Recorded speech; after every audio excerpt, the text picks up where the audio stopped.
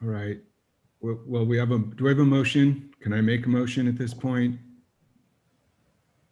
I move that we do a 3.5% for the county clerk overall raise. Second. I concur. All in favor of raising the clerk position salary by 3.5%, say aye. Aye. Aye.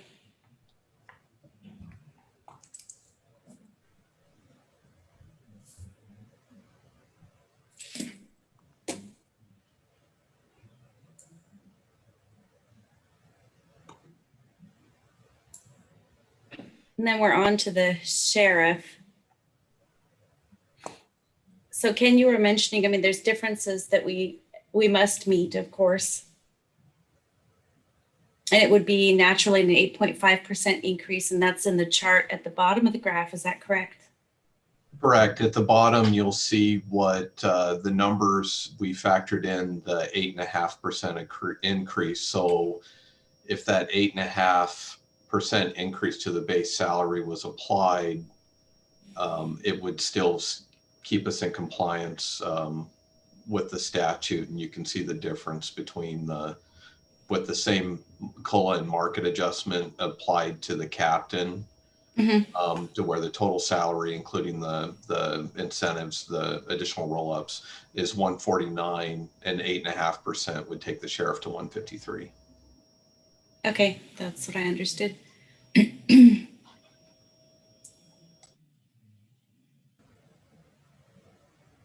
So his new salary will be 153 at 8.5. Is that what you said, Ken? No, that's with his roll-ups. His new salary would be his base 134, 858, 99. Okay. Yeah, we apply the market and COLA to the base, and then all of the other incentives that are factored in, those roll-ups, or their percentages that are applied against the base salary that further increases it. Well, it gives him a little more spread between the other captains too.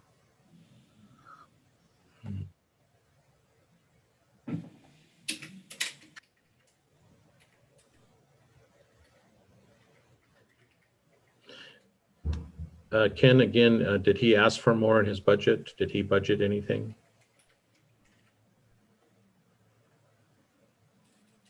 I can check. Honestly, I don't remember. I thought he said he did not, but I'm not sure. I don't believe he did. I believe he may have just factored in the 8.5%.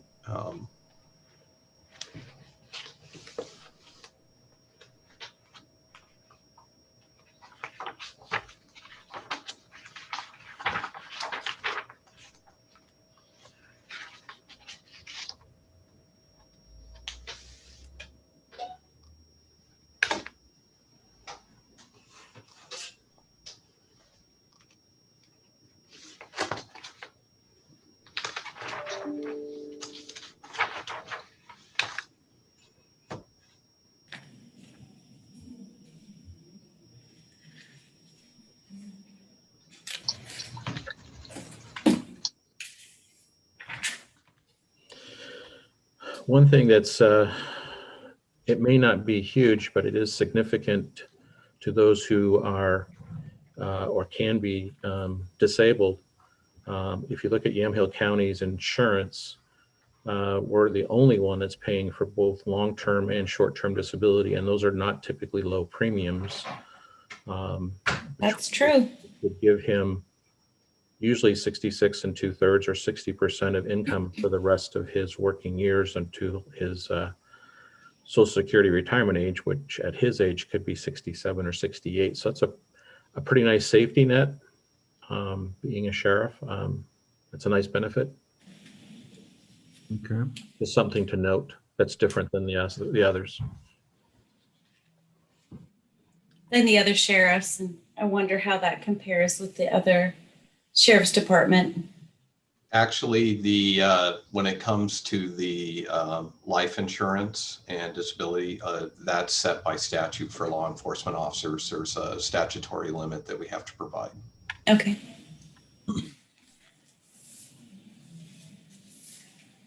there's a statutory minimum, I should say, and I believe that's what we have.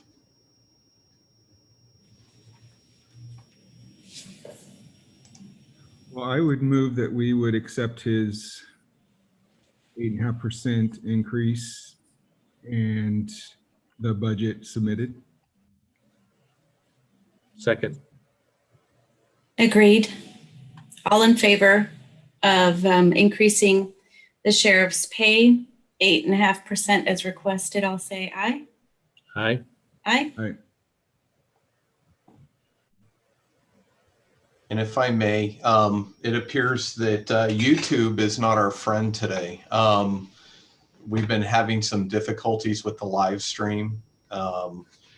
So for folks that are attempting to watch the meeting with the YouTube, we apologize for the technical difficulties. Staff's trying to reboot and get things streaming again. But again, we're recording this session. We'll have the recordings posted, but no, apologies. It's out of our control, and it looks like we may be streaming live again on YouTube. So I'm not sure what's happening with that, but staff is diligently working behind the scenes, trying to keep us online and functioning. So. And what was District Attorney Barry wanting in his budget, Ken? He had budgeted the same stipend that was approved last year. So there was no change, no increase to that. Okay. Did the state increase theirs? Was there a state increase this year? That's a good question. That is a good question. That's one that I don't know if there were any adjustments made. Admittedly, that information is really difficult for us to get access to or find. We usually have to do quite a bit of investigative work to try to find what that salary is, because again, that's a state function in working with the DA's Association, and that's not something that we've for the longest time we didn't even have the base information. So a lot of the information that as far as the salary that's been set, we've had this ask that's come up from time to time, and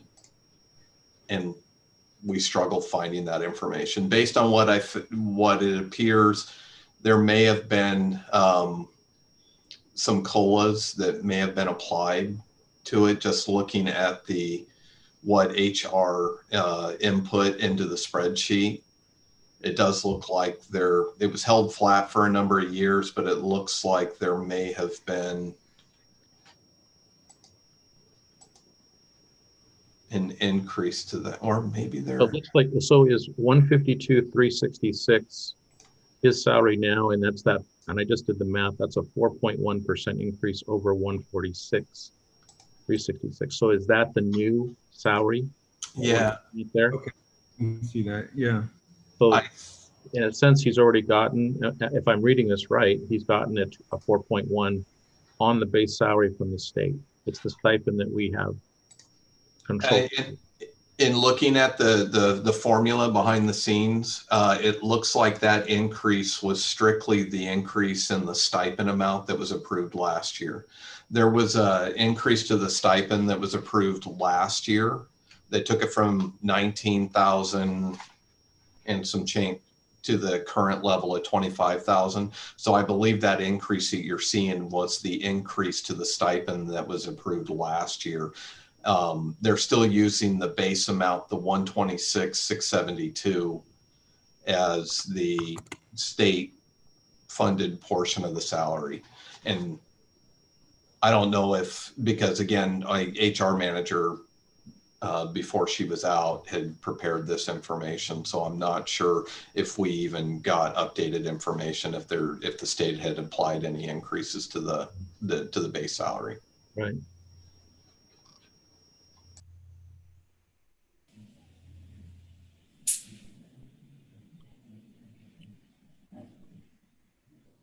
So are we fairly confident that the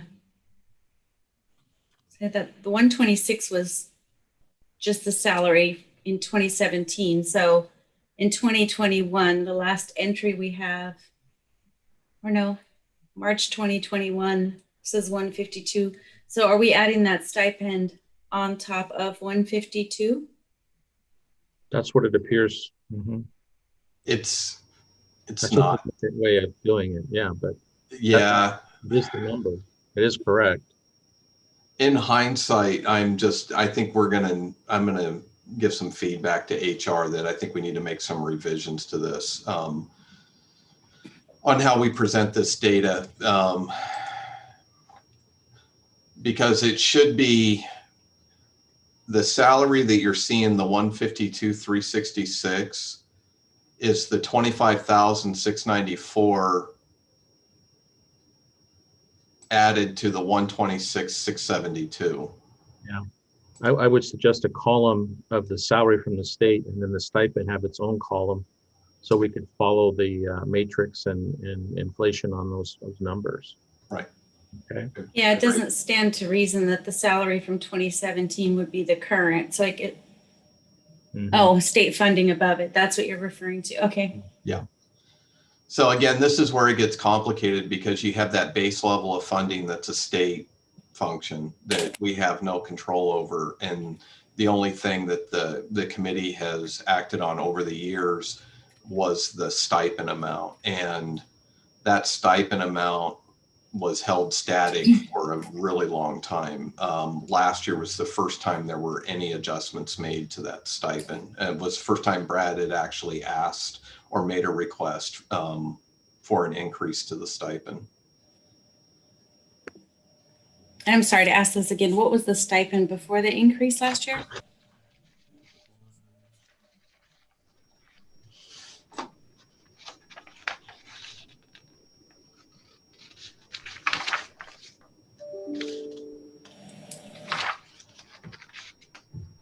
$19,694. Thank you.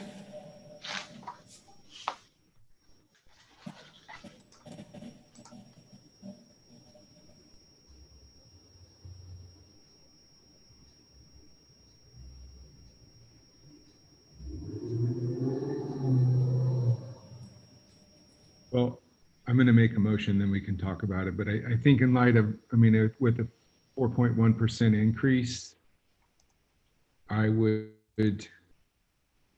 make a motion that we accept the budget as submitted with the current salary.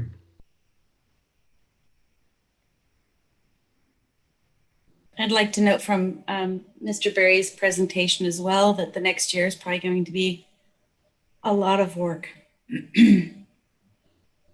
An awful lot. Mm-hmm. So I would second the motion to maintain as presented. Call for the question. All in favor of maintaining the stipend at $25,694 for the Aye. DA? Aye. Say aye. Aye. The ayes have it. All right. That's it.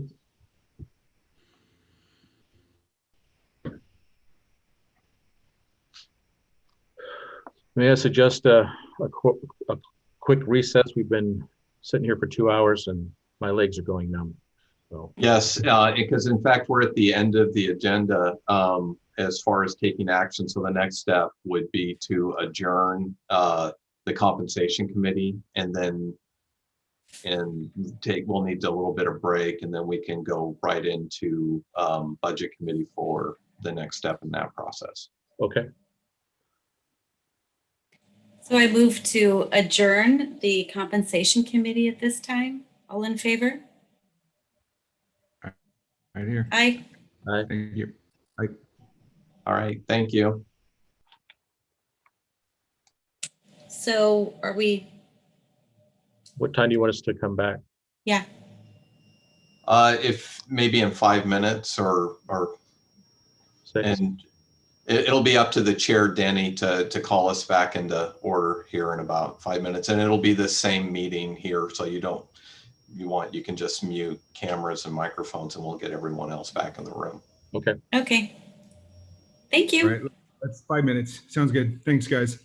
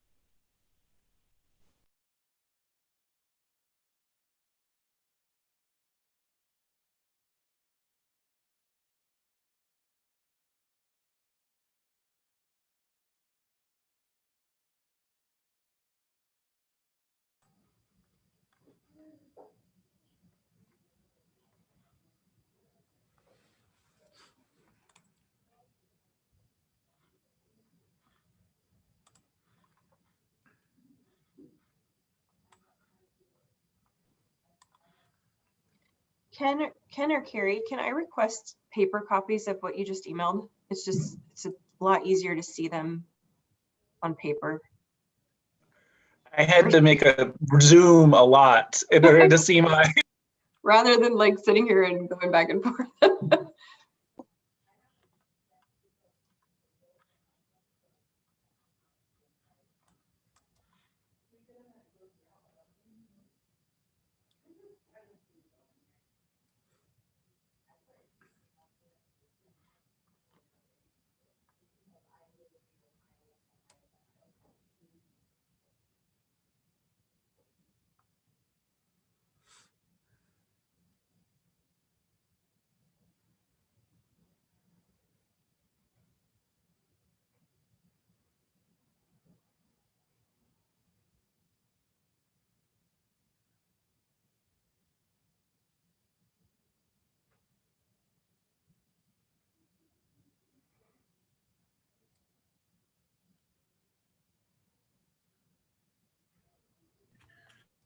Are we ready to resume session?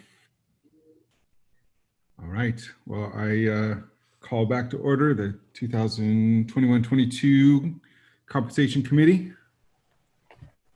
Open the session. It's actually the Budget Committee. Budget. Oh, sorry. We're back to Budget Committee. Budget Committee. Back into session. Doing a fine job, Denny. Yep. And And Chair, if I might, I thought that Chair App did a great job. So thank Nice job, Doreen. I just wanted to acknowledge, as you can see on your camera, DA Barry has joined us. Because there were some questions that came up during Compensation Committee, and so take it away, Brad. Right. Again, Kate just sent me a note, and then actually I didn't even see the note that there were questions for me till she came up to relieve me from court. So I apologize if I slowed you guys down. So I'm not exactly sure where all the questions are. Carrie sent me a note relating to this to the stipend, but I wasn't sure what you folks were looking at. I can give you some general observations if that's helpful, and then answer questions. So if you're looking at the chart that Ken sent out this morning, a couple of things that I'll point out. One, I want to be real clear. I got an increase in my stipend last year. It was the first I'd had since 2008. For those of you who were on the committee, you may recall that discussion from last year, but for Ms. App, just so that she's aware of that happened. So I was not planning on coming back again, but I will give you some thoughts on the numbers that Ken supplied here, because I'm in a little bit to toot my own horn, I guess, because nobody else does it, related to the pay issues. One, I have written to the executive director of the DA's Association to confirm that we're not anticipating any raises at the state level, but I don't want to misrepresent that. So I will correct that if that's wrong once he gets back to me. If you'll note these various counties that are here, I have, as the elected DA, I have more experience, and almost by double, than anybody else who's listed on that chart as the elected DA. I think the Benton County DA, John Haroldson, is the second on this list anyway, the second behind me. I'm the most senior elected DA in the state, with the exception of Bill Porter out of Tillamook County. So just, if time means anything, that's something. I think there was a question, if I understood what Carrie said, about, this is my last term. How do you draw somebody into the position later? I will tell you that when I took office back in '96, I took an annual cut in pay of about 1/3 to 1/2. I did it because this is a job I wanted to do and I felt I could do it. But it's always difficult to bring talent to these positions from the outside. And I'll include judges for that. Most lawyers who would be elected as judge typically take a cut in pay. And we're elected servants, we're public servants. So I've never regretted the decision. My wife may have a time or two, but I never regretted the decision to do it. So those are just some general observations. If you're looking at seniority, getting to the higher end of the stipends that people are paid, I clearly have the seniority. I felt gratitude last year when my request was met with acceptance, and the increase with my stipend from last year. So from there, again, I would be happy to answer any questions. I'm looking away from you guys for a second just to see if I have an answer to my question from, I do. He indicates not that they know of. They don't expect any raises for what he refers to as state management. So one of the questions, Mr. Berry, that I had, and thank you for joining us, by the way, Sure. was our previous notes that we have been given indicated that this was your last term. Is that correct? Yes, I'm not planning on running again. That's correct. Okay, thank you. Mm-hmm. This is my 25th year at this desk, and it's been a humbling and rewarding experience. So, but thank you for asking. Thank you for serving us. So when would your last term run? Is it do you have 4 more years in your term, or? Yes, it's a 4-year term, and I was sworn in for this term in January along with Commissioner Berschauer and well, others obviously, but I think she was the only commissioner sworn in this time with me. Okay.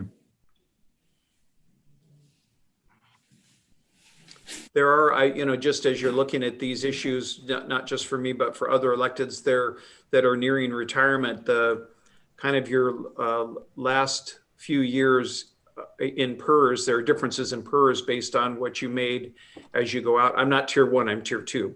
So it's not the big PERS difference, but there are differences that roll to my retirement based on where you end up in your pay scale. And I honestly, I don't know how all that works. One of these days I'm going to sit down with a PERS representative and find out, but I know that there are differences there as you go out.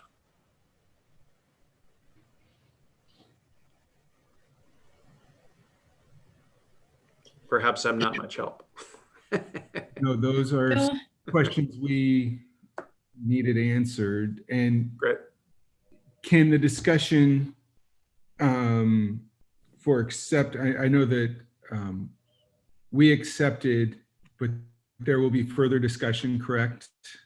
Correct. With the So full- the next steps is the compensation committee prepared and voted on the compensation committee's recommendations. So as part of deliberations this morning, the chair and all help will present the recommendations to the full budget committee, and then the full budget committee will consider and take action on those recommendations.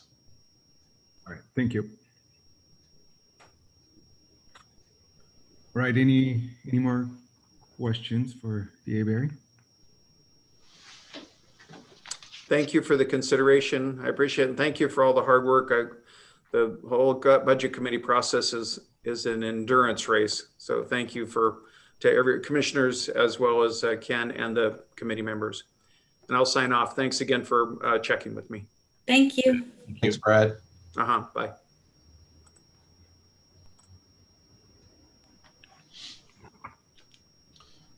So at this point, we've had all the presentations over the last couple days, and I emailed everyone on the committee the deliberation list of what I've been able to track. And what I'm going to do is to help navigate that, I'm going to do a quick share screen and just kind of go over, a lot of you have seen this before, but in the interests of,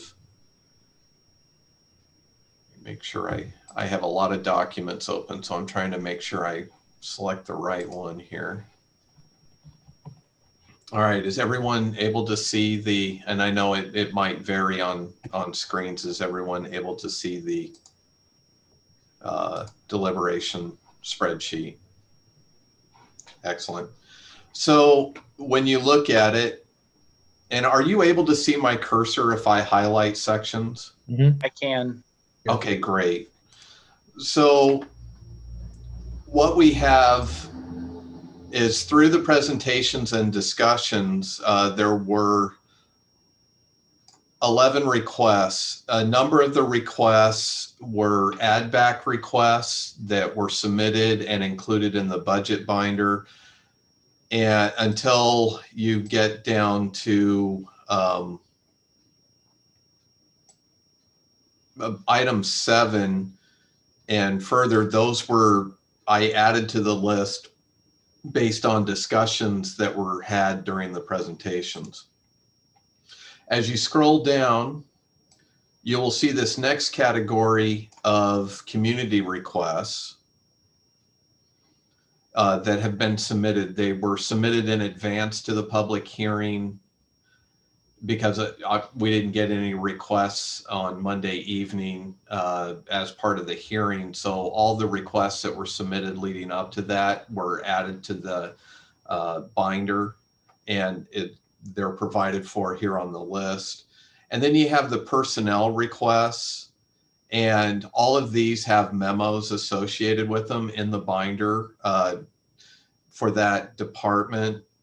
HHS, the one we typically do it this way because they have a pretty long list. It's really challenging to list all that. So I have, when we're talking about that, we can go back and look at the memorandum that's in the budget binder.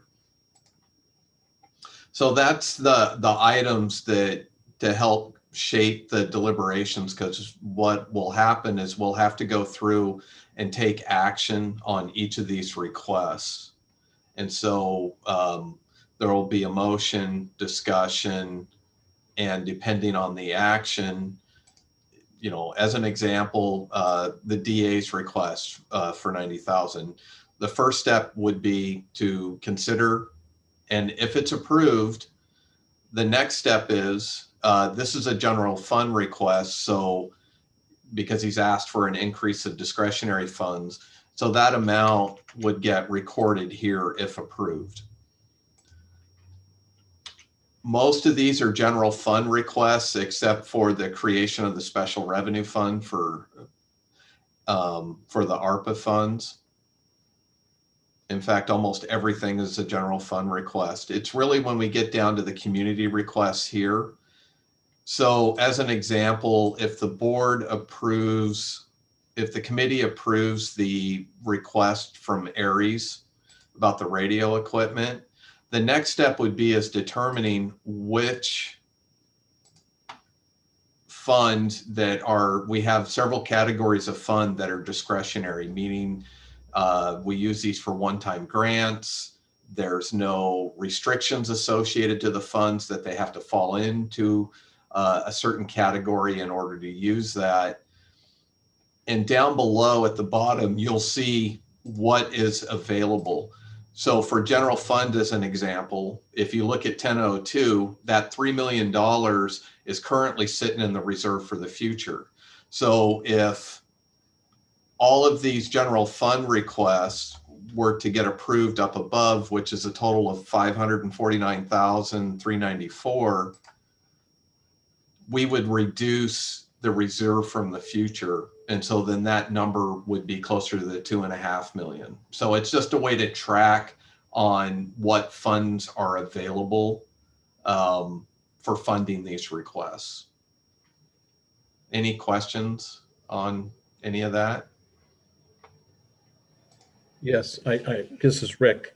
With the ARPA funds, where, I know this is still new for you and you probably haven't seen everything you need to from the governments in terms of direction or rules to follow, but how much of that money can be used for these requests? Do you know? Or instead of dipping into reserve, could we dip into the ARPA funding?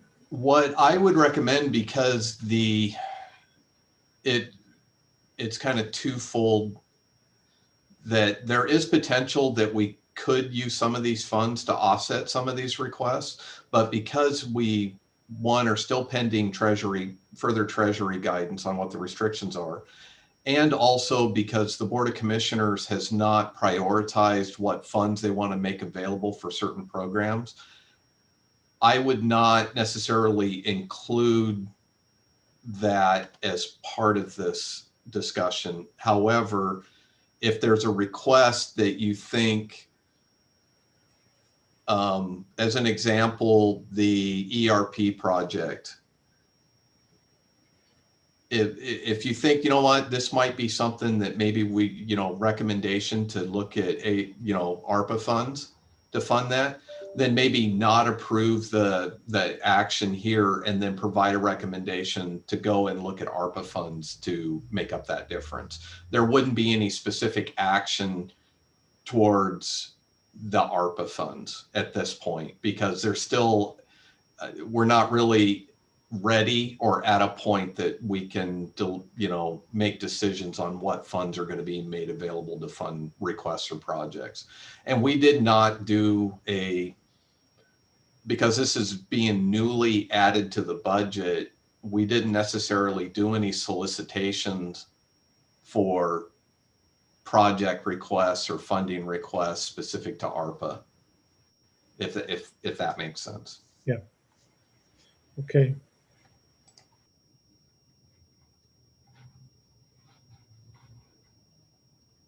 Any other questions on the? Can you remind me how the PERS reserve fund works? Is that part of this or is that separate?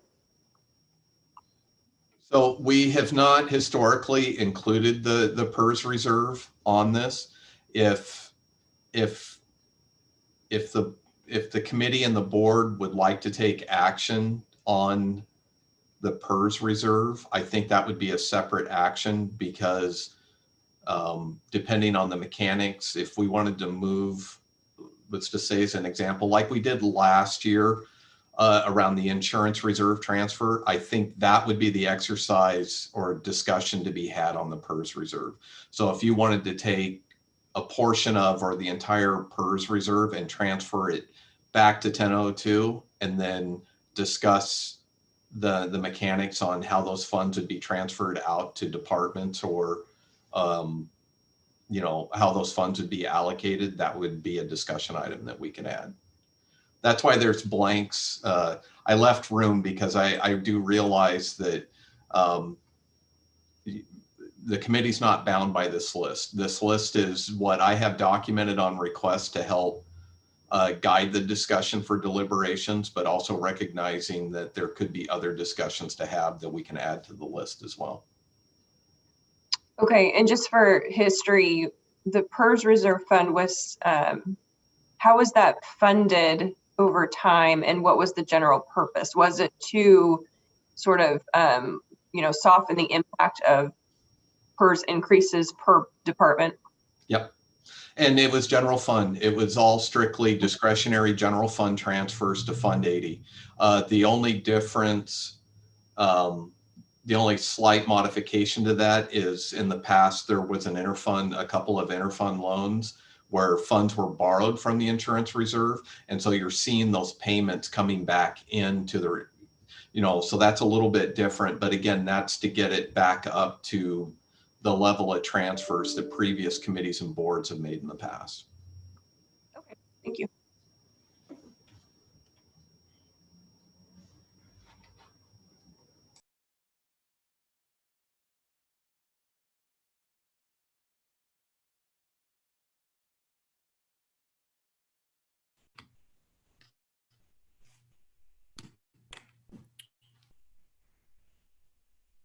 Are we ready to move on to each item?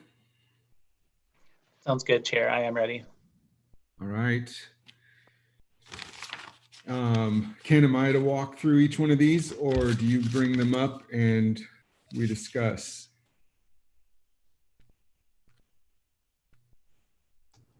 It is up to you, Chair. I'm happy to assist. Why don't you take the lead on bringing up each item and I can take over and work through them. All right, I'm gonna share screen here, and Brad just sent me an email.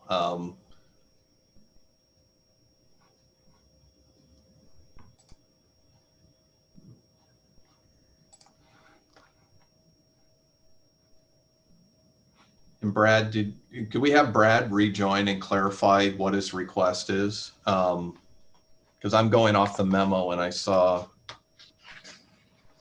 And Ken, I believe that there was at least a personnel request. Yeah, my screen's not working right now, but there were two requests. The one for 186 was for two cuts in personnel we had to do to give a balanced budget, and the 90,000 was the money that we had set aside for expenses related to the remodel that we anticipate happening this year. But I had to roll into my overall revenue for the purposes of not making cuts even worse in submitting the budget. Okay, so the total request was 276, 173. Correct. That would restore the two cut positions and restore the savings account related to the remodel for furnishings. All right, thank you. Thank you. Sorry to bother. So I made the revision and I'm sharing the screen. So the first request is from the DA's office for a general fund allocation increase as stated in the memo, and for 276,173. And this would be a increase to his discretionary allocation.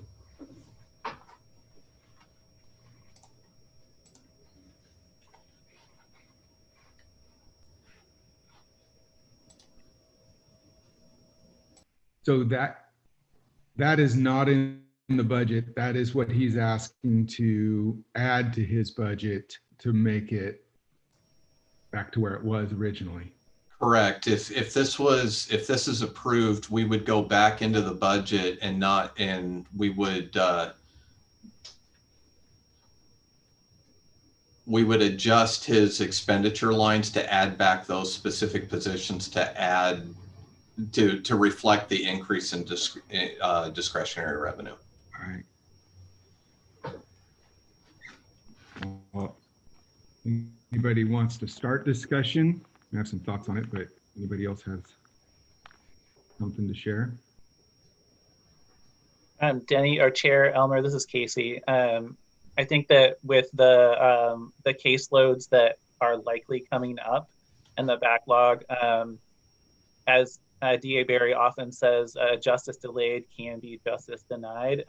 And I really think that I want to make sure that his department has the adequate resources to really fulfill the state side of the trial process.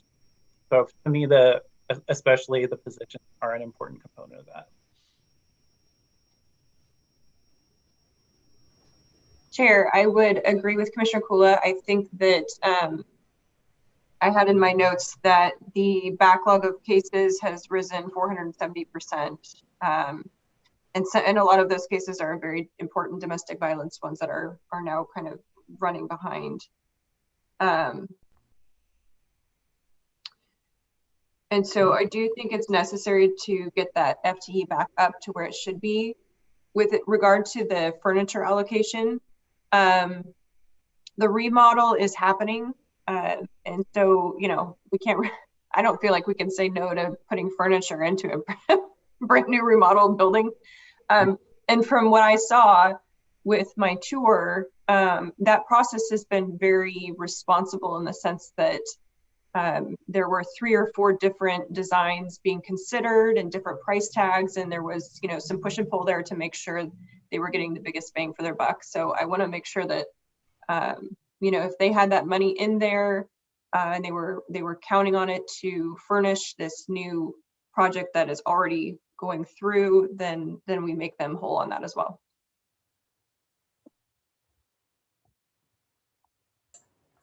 I would agree. This is Mary, and I think that if you've seen the cramped quarters that this department has been operating under, it's understandable, and it's certainly been a long time in the works.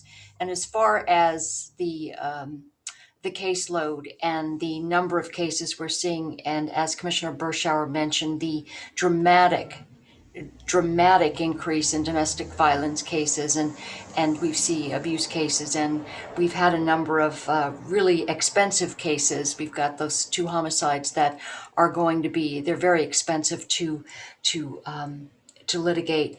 So I would say that with all of those conditions, it's definitely a reasonable ask on both counts.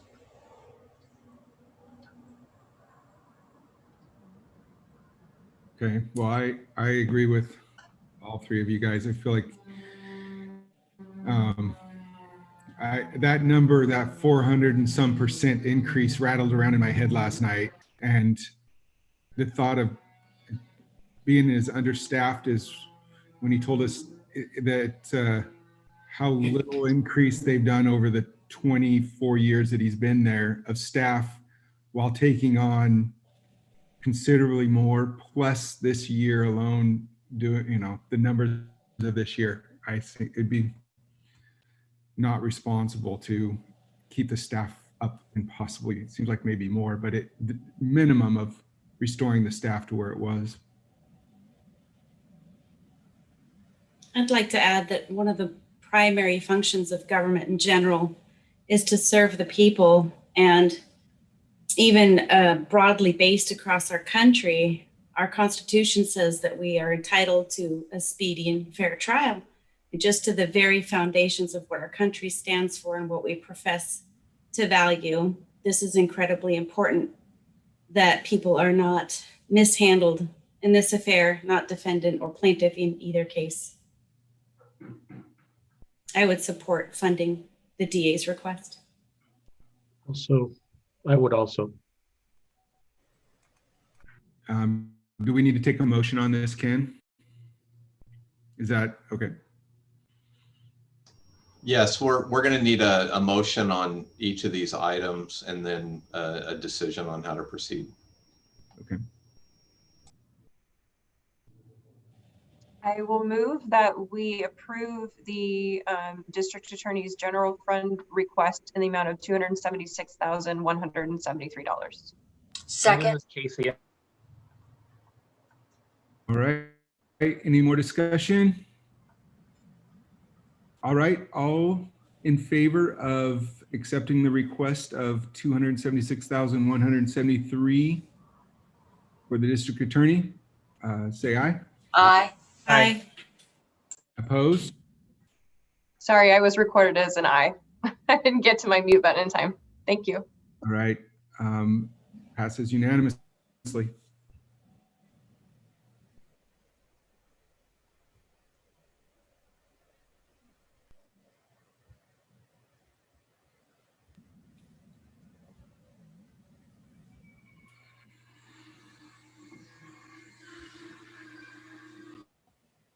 And Chair Elmer, I would say that on the next one, which is the Department of Community Justice, Juvenile Detention, Mental Health Services, that I would strongly recommend that we approve that add back request.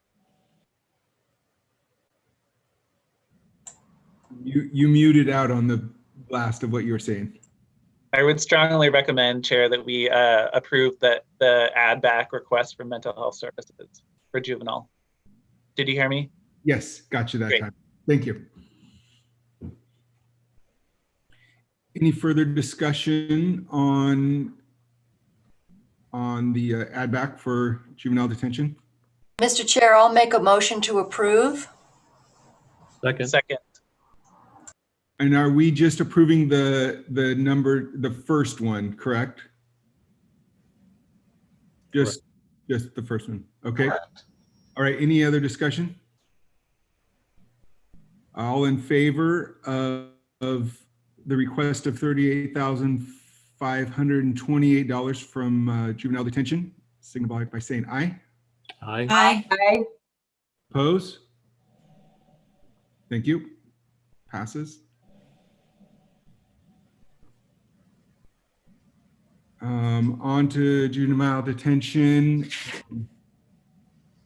This is an add back for food and medical services. Is that correct, Ken? That is correct. That's with the renewed contract with Aramark Services for food, and then with medical services, which is a different provider, CCS.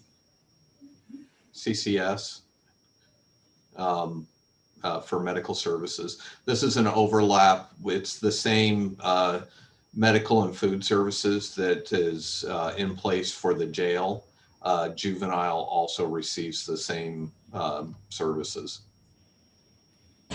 Mr. Chair, I would move approval of this item number 3, which is the request for $31,802 from general fund. I would second that. Any further discussion? All right, all in favor of $31,802 for food and medical services for juvenile detention, say aye. Aye. Aye. Aye. Any opposed? All right. Approved. All right. General fund allocation increase for the court security. I believe this is for replacing the, what was it? The retire, what was it? The reserves. reserves, that's the word. And this one, if you're okay with me to go ahead and jump in, I think this was a little bit further complicated during the discussions, because I believe the sheriff revised, and there's two options Yes. being presented, and I believe we shared those memos with you. Option 1 is to add 1 additional full-time corrections deputy, or option 2, which is the add back request for part-time on-call court security reserves. And so the number that was reflected was the original request, which was $106,720. That was for the option 2. Option 1, for your consideration, for a full-time corrections deputy, the add back request would be $162,386.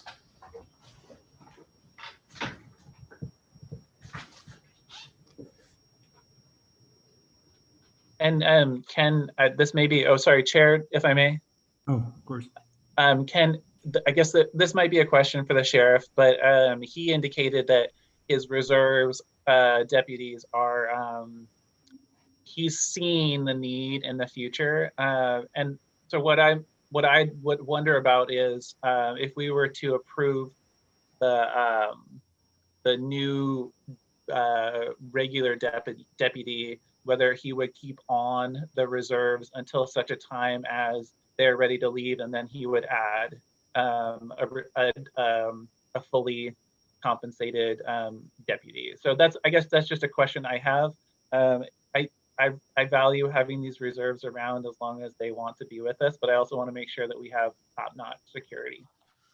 Well, and I think the sheriff has some options available because, as an example, if the budget committee were to approve option 1, the 162,386, I think the sheriff ultimately would have the decision on the timing of which that he would fill that full-time position, and he may be using reserves in the meantime, which, the 162 seems like it would be able to, he would have to factor that into his decision on how much of that 162,000 would cover like a prorated deputy or having reserves fill in the meantime until it's fully filled.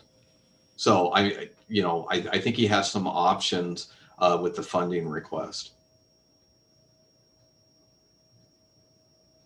Because the sheriff does have some ability, he still has the ability to exercise some discretion when it comes to on how he's going to staff court security. And I think what this enables him to do, if you go with option 1, it gives him the option of either moving forward with court security reserves or moving forward sufficient funding to fund a full-time deputy in that position. So that's another way to kind of look at it, is the additional funding request for 162,386 would allow for the sheriff to make a decision to fill it with a full-time deputy or continue with the reserves, because it's still more than what he was asking for the reserves. Okay, thank you, Ken. And Chair, I would support the request at the sheriff's deputy level, which is the 162,386 level, which will give the sheriff as much flexibility as he can possibly have for filling this important role.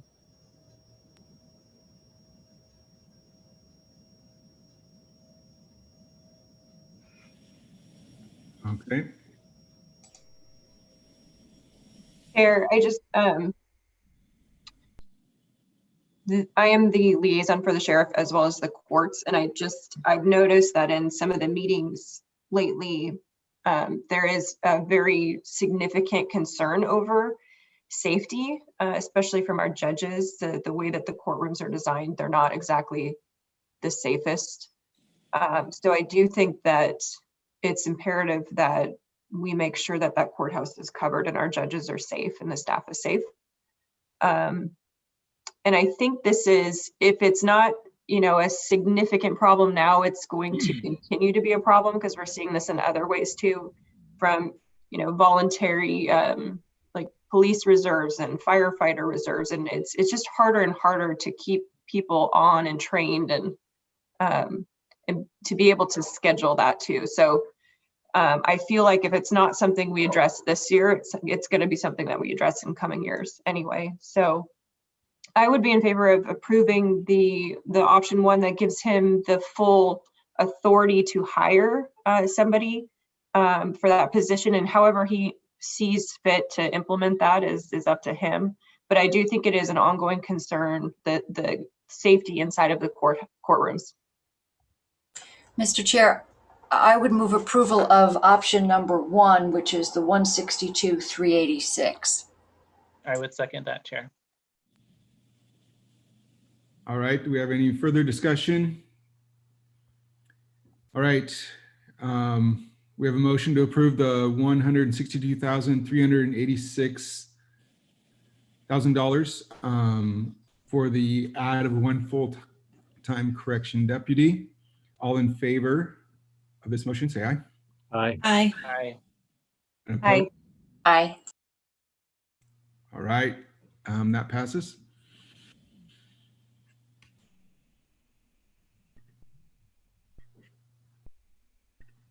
Unmute. And so I'm just scrolling down here a little bit so you can see with thus far 508,000 in requests have been approved. And so you can see with the general fund, it takes our reserve for the future in 1002 down to 2.5 million. Okay. So we're on to the assessor's office. General fund allocation increase of $82,750. I believe this is to restore a current position. It's to restore a vacant appraiser 3 position that he cut the vacant position from his budget to balance. Yeah, and that's for the commercial properties specifically. Yeah. So generally a higher percentage of taxable income, I Yeah. guess. And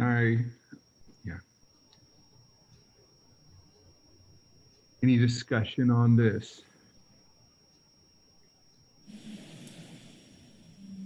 I just want to note that this is a very important department in our county for maintaining revenue flow to all of the special districts and other jurisdictions in the county. And I think that we will need to continue a robust level of general fund contributions, obviously, into the future for the assessor's office. And I think this reflects that.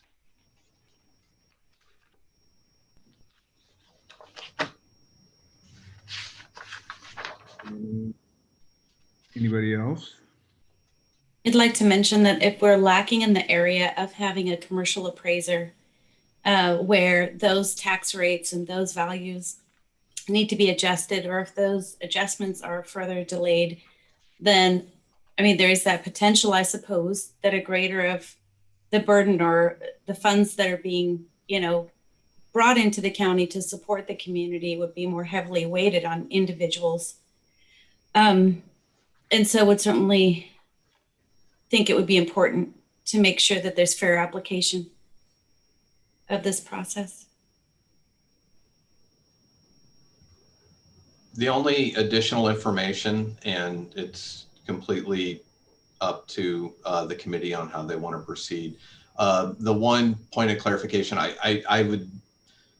just want to highlight that this was a vacant position, and this has actually been a vacant position where the assessors had position authority for several years with this position. So I'm not saying that there's not a need to fill the position, but I just thought it'd be important to add that clarification. Mr. Chair, may I ask a question?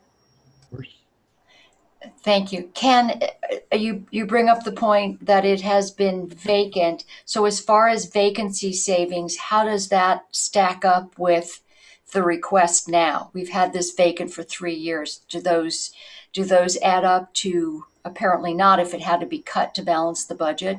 Mm-hmm. Well, and I think, this has been one when you have a vacancy, any vacancy savings, it ends up being, you get that one-time cost savings that ends up in your beginning balance for each year. And if you look at the history with the beginning balances for assessor's office, and they've had some pretty good beginning balances each year. But again, if you're spending the funds, if you're electing not to fill a position, or if you're spending the money elsewhere, then you continue to deplete that one-time cost savings.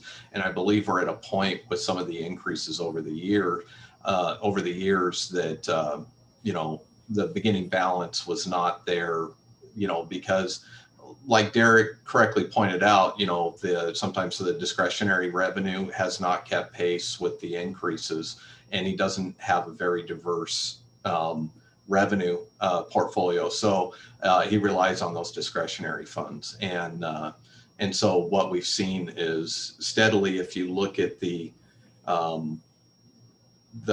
year-to-date actuals on page 97, and you're going to see that those balances have steadily been going down each year.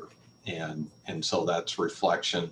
And at this point, there was a large add back request that was approved last year with some of the projects that the assessor's office has been working on.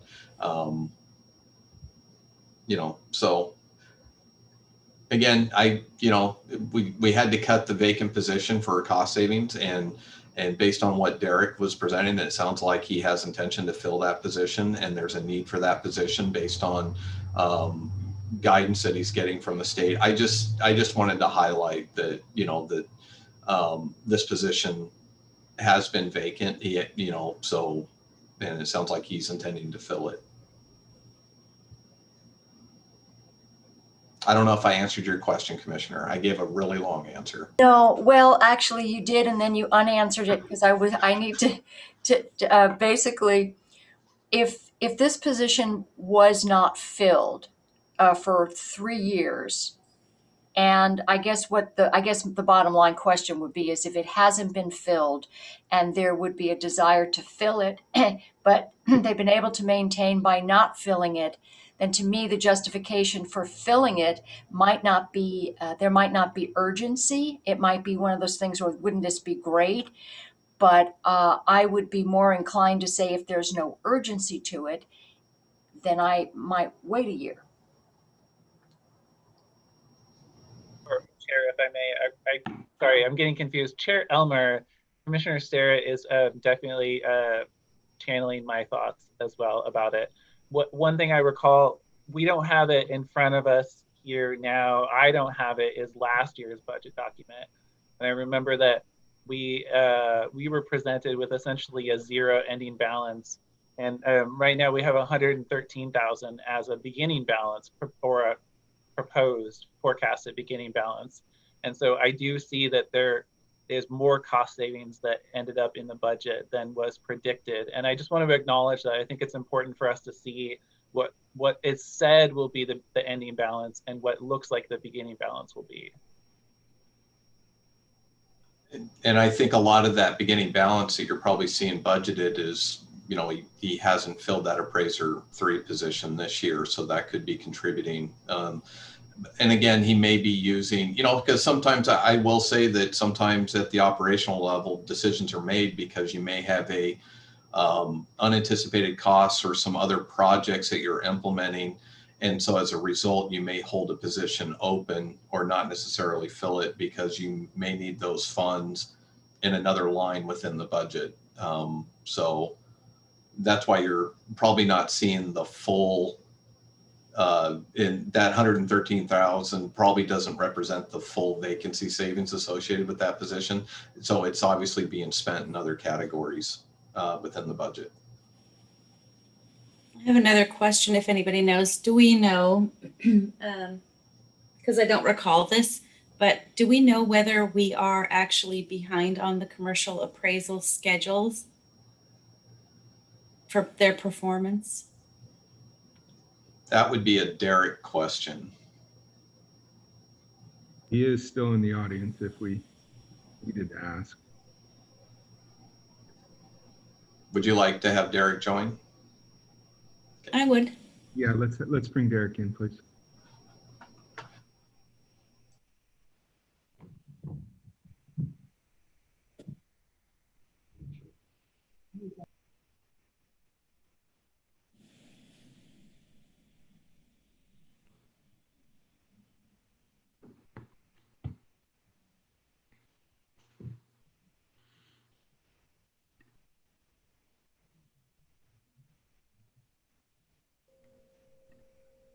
Are you with us, Derek?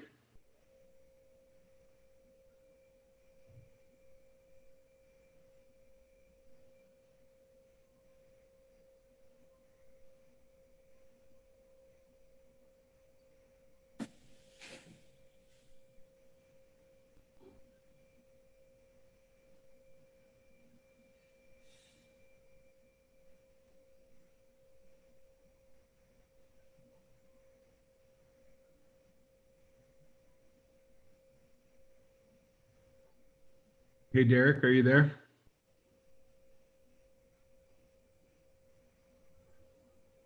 We're not sure if he's there. We see that he may have signed into the invite, but we've tried to reach out and unmute. So if we wanted to, it's up to the committee if you wanted to table this and come back to it, because if you want to ask questions or if you just want to proceed, I think it's up to the committee. I moved to table for more information. Second. All right.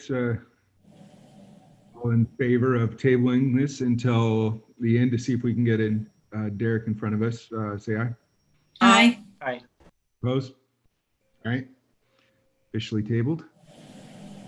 On to general fund allocation increase to restore HR analyst of $120,594.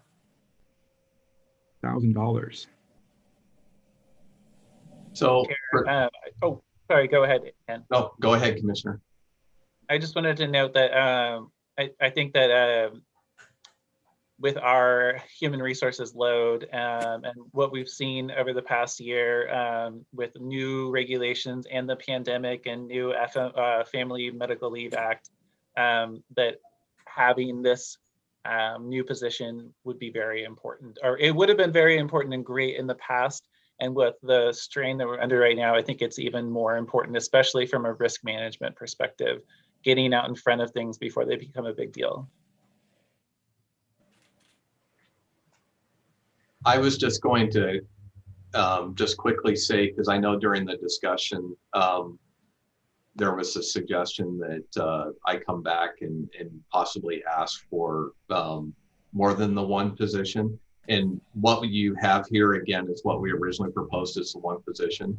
What I would like to do, because there's anytime, and I appreciate it, and this is like one of the rare occasions I would ever like say, well, I'll definitely take the two positions, but at this point, I would like to, because there's other considerations with office space, facilities, and everything else. I didn't really prepare that request for an additional position because I'd like to continue to. I didn't think about a second position, and I'd like to be more thoughtful in my approach and my recommendation on what the workload would be for that additional position. We do have this position targeted for very specific responsibilities within HR.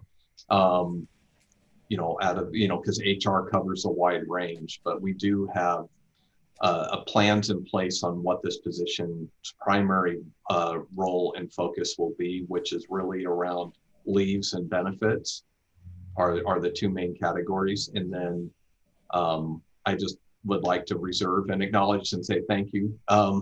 But to be able to come back at a later time and possibly make a request as I have more information or data to support my request coming forward. I have a question, Mr. Chair. So,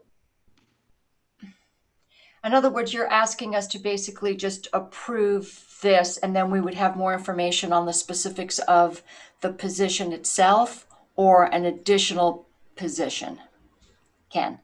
Well, based on the discussion, because I know there at least one committee member expressed, that I should probably be looking at adding 2 more HR positions, which I think there is a need, but at this point, I only have data available and only making a request to provide sufficient funding to fund this one position. And then it's something operationally that I'll connect with the HR manager, and when Justin's back as well, business services director, who oversees HR, and have them put together really a more solid needs analysis and data to support the request.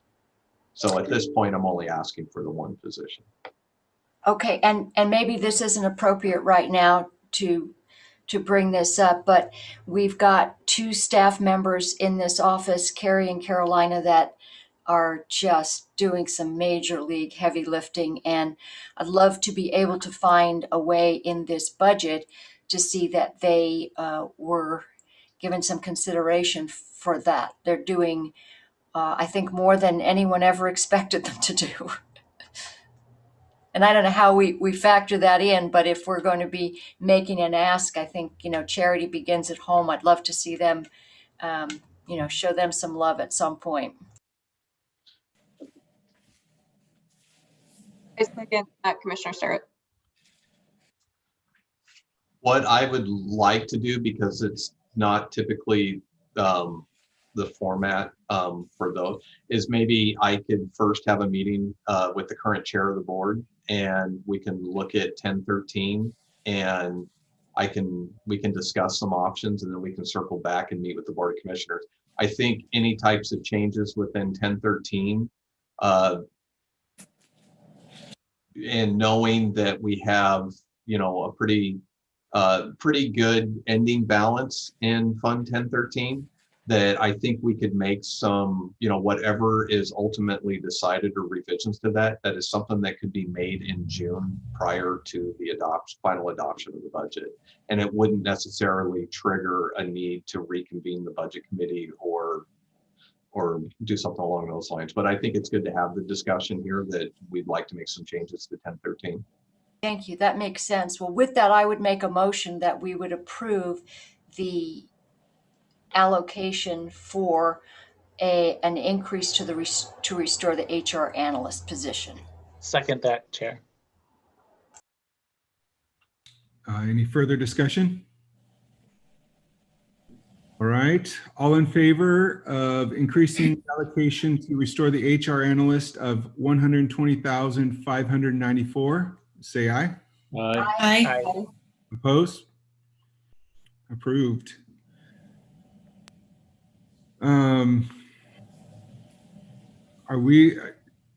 Do you want to discuss the ARPA funding movement right now?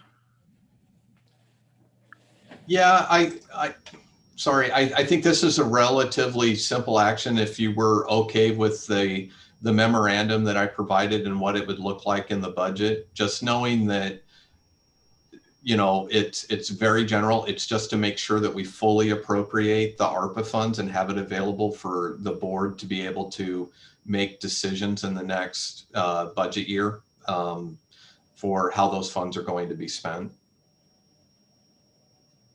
Mr. Chair, I would make a motion to approve and to allow for the allocation of the ARPA funding, $20,770,000.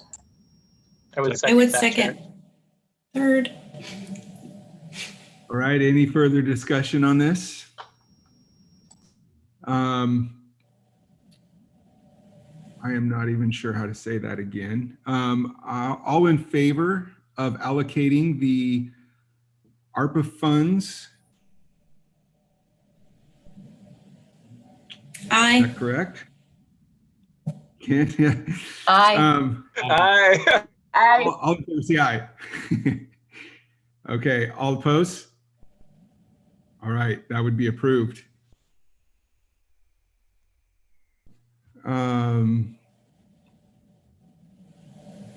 Allocation of the supportive software and the software reserve. The request is to be determined. Are we gonna have numbers for that, or do we just? So we had a request approved, and this was originally, we intended to come forward to ask for $1 million to move to 4117. This might be, I put to be determined on here. It's just to have the discussion. We realize we have 1.9 million budgeted for the project, and like you heard Mr. Barnhart explain yesterday, you know, we think that the price tag is for implementing the full project is going to be quite a bit more. I wouldn't necessarily be opposed if this was something that was tabled until later. And there are, you know, budgetary actions that the board could take later once we actually get confirmed numbers. So, sorry, I put this on the list, and I'm not sure I'm prepared to make a request unless the board and the committee would like to take some action right now to move some funds over to 4117. Mr. Chair, I would move approval to table. I second. All righty. Any further discussion? All right, all in favor of tabling the support finance software to a later date, say aye. Aye. Aye. Aye. Opposed? All right, let's tabled. And we got a to be determined on the future jail capital projects. Do we have any information on that? Yeah, so this was one based on the discussions that we had about 4041, that there currently is not there's no revenues really going in to support that fund outside of a small amount of 1145 monies. And so one thought, you know, I know there was questions and discussions around what previous bed rentals and the types of revenue. Years ago, this was 4041. The revenues were driven by contracts with Benton County and other counties for renting beds in the jail. That went away a number of years ago, and right now there's no funds coming into that fund. And so, I mean, my recommendation, you know, because I'd like to be able to have some funds going into 4041 for jail capital projects, because with risk and exposure related to a jail facility, I don't want to neglect or not have funds available for funding projects. If you'd like a recommendation, I think, you know, even if it was a small amount to kind of start, you know, of a discretionary allocation of around 100,000, at least it's going into the fund, and that would give them some funds that they could then make a determination what they spend now and what they want to bank for future projects. Mr. Chair, I would make a motion to approve that initial $100,000 from discretionary for the jail capital project fund. Chair, I second that. All right, any any further discussion? I think that I would support that for sure, because it sounds like, you know, in 15, 20 years, the jail's going to need a major overhaul. But I think when we're looking at the art funds, we need to make sure that if we are putting any money into the jail in terms of HVAC or whatever, you know, that's not something that we're going to be replacing in 10 years because the whole thing needs to be replaced. So I just, on a macro level, I think that's something we need to keep in mind. But that's all I have. And Chair, I would second that. Commissioner Bershauer, I think, makes a very good point that I am uncomfortable with major renovations that would outlast the other lifespan of the jail. But I also want to make sure that the life and safety and security is obviously the #1 focus there. Okay. Any other discussion? Yes, I have a question because did we not have specific requests for funding of jail resources? Is that what we're going back to with this 100,000, or is it a separate request? Because the jail had some flooring and other things. Am I wrong? Well, they provided a list of projects that they've identified as using funds, capital funds. But I think that was to demonstrate. I don't believe there was a specific request. Because in fact, this was based on the discussions that we were having, and the sheriff actually did not make, I don't believe he made a specific request for add back funding or a discretionary allocation going to 4041.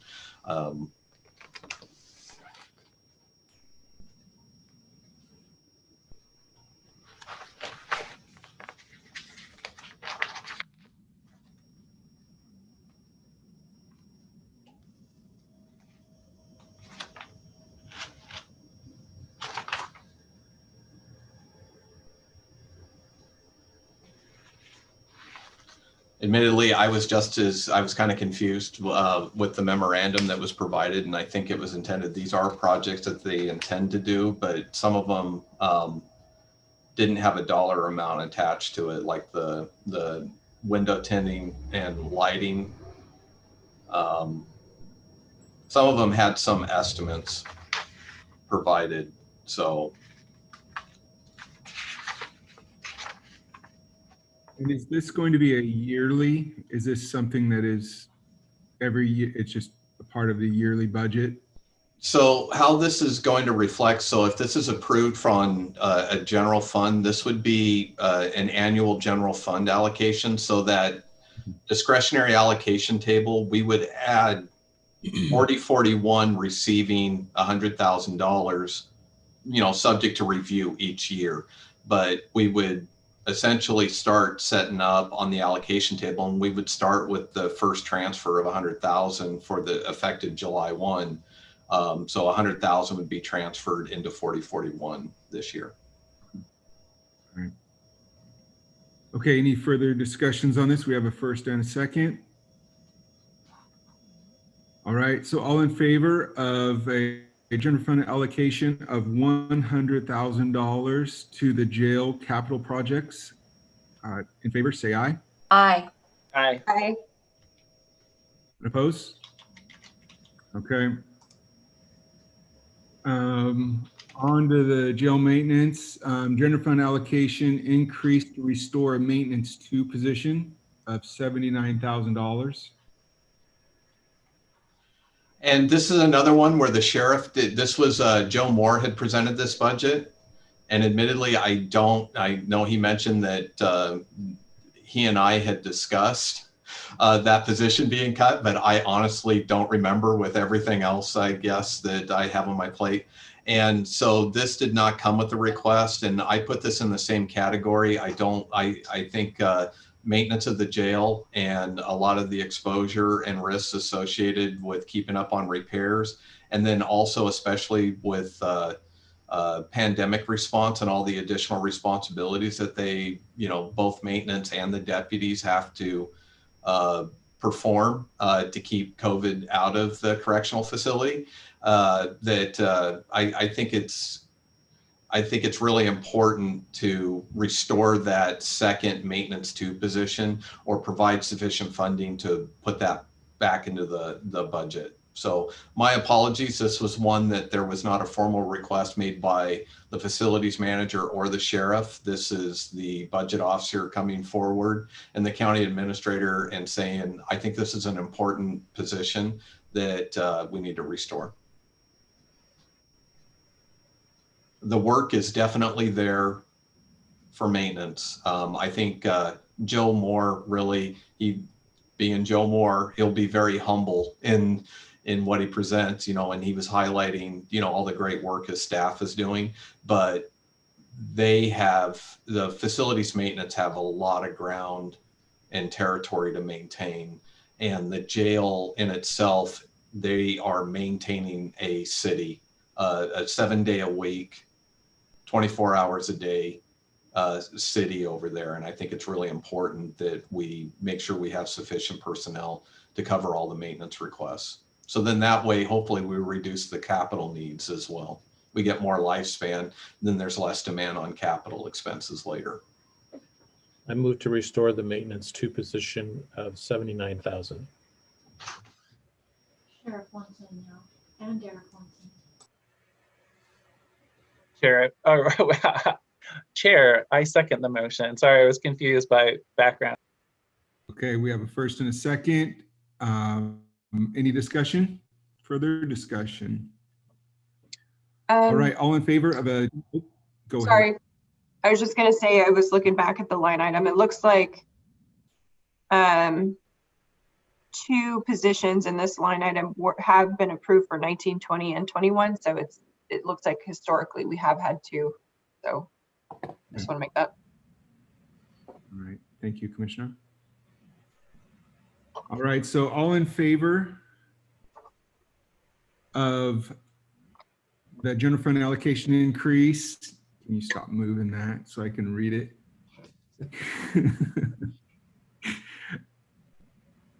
To restore the maintenance 2 position of $79,000.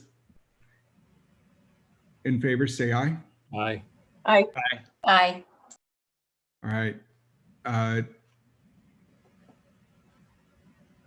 It passes. It approves. My glasses are not focusing very well, and so it's jumping back and forth on me. Is Mr. Wharf available now? I heard the background. I don't know if that was someone saying he's here. Yes, I believe Derek is now available and can join if we wanted to go back to that agenda item. Well, let's take care of that while he's here, if he's here. Can you see and hear me now? Yes, we Okay. can. Well, thanks for, thank Carrie, you're once again on the ball. I was listening to the deliberation in my vehicle going to do some commercial appraisal work, so how timely. Circle back to get back on the call, so thank you, Carrie, for bringing me back to the meeting. I had left it on. And Ken, to answer the question, the point you brought up about vacancy, I think that's a good one to talk about. Hopefully we're having this discussion for all departments that had vacant positions because it is relevant. So to that end, knowing going into the bargaining for last in 2020, knowing that there was going to be possibly some pressure on personnel expenses, it was at that point we decided to hold off on a full-blown recruitment for filling that appraiser position, knowing that had we filled it, it would be somebody in a seat that was being cut to make the budget balance this year.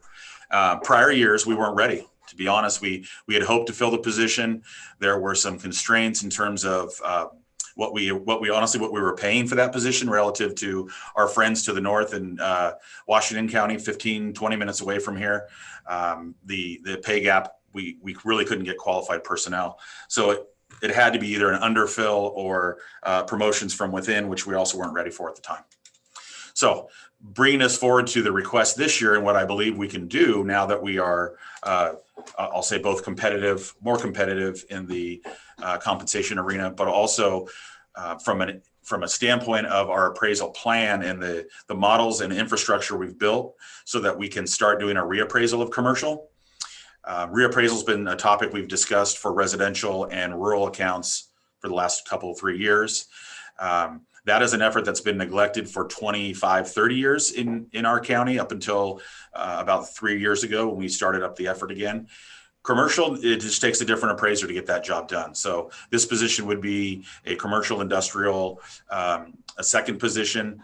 And we also have an opportunity, as stated in the memo I supplied, to support this request to reinstate the position. Again, not an additional ask for an FTE, but reinstate it. We have an opportunity to have maybe a backfill or a secondary person doing a data analyst support effort. So we have a very unique position in our office that it's a high skill level. It takes strong statistics, math, computation, modeling, and that person happens to have been in assessment and tax for 30 plus years and is probably on the verge of seeking the other side of work and retirement. But we see an opportunity maybe where this higher level position is the 3 is the highest of the appraisal series. This position could maybe do a little of both. So there's a need completely for the commercial side. I think we could even expand that to offer some assistance on another position. We have in years past attempted to fill the position. It's not from a lack of trying. We would get 0 qualified applicants. And as a labor market gets stronger, it gets even more difficult to recruit. So I think we have a good reputation, I'll call it, amongst other counties where we might be able to farm somebody who's got experience somewhere else that's looking for a step up and maybe doesn't have upward mobility in the current county they're in. A lot of energy around Yamhill County when it's discussed amongst other counties and assessors. So I'm optimistic we'll be able to fill it, and we do have a need. It's going to get us completely on board with a reappraisal cycle for both residential, commercial, and industrial, which is really what we should have been doing years ago, and we're just now getting up to speed on. So hopefully that clarifies the transition of how it remained vacant, why it remained vacant, why it's now relevant, still is relevant. And I would just add also as a point of clarification that I don't believe the FTE for the office has increased since 2013 or 14 was the last time we converted a part-time body to full-time. So we are doing a lot with what we have, and we will continue to do that. I'm sorry, Derek, I'm going to interrupt here really quickly. We lost one of our committee members with an internet issue, okay. And I believe Doreen is attempting to rejoin by phone.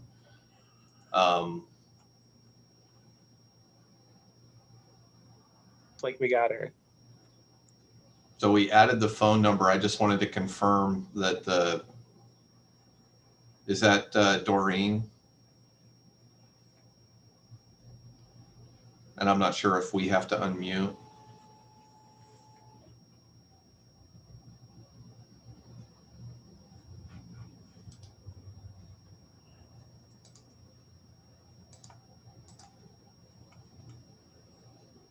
And Assessor and Tax Collector Worf, I really appreciated the additional information because I had forgotten that you were anticipating this as as kind of filling in 2 roles, even though it has 1 title.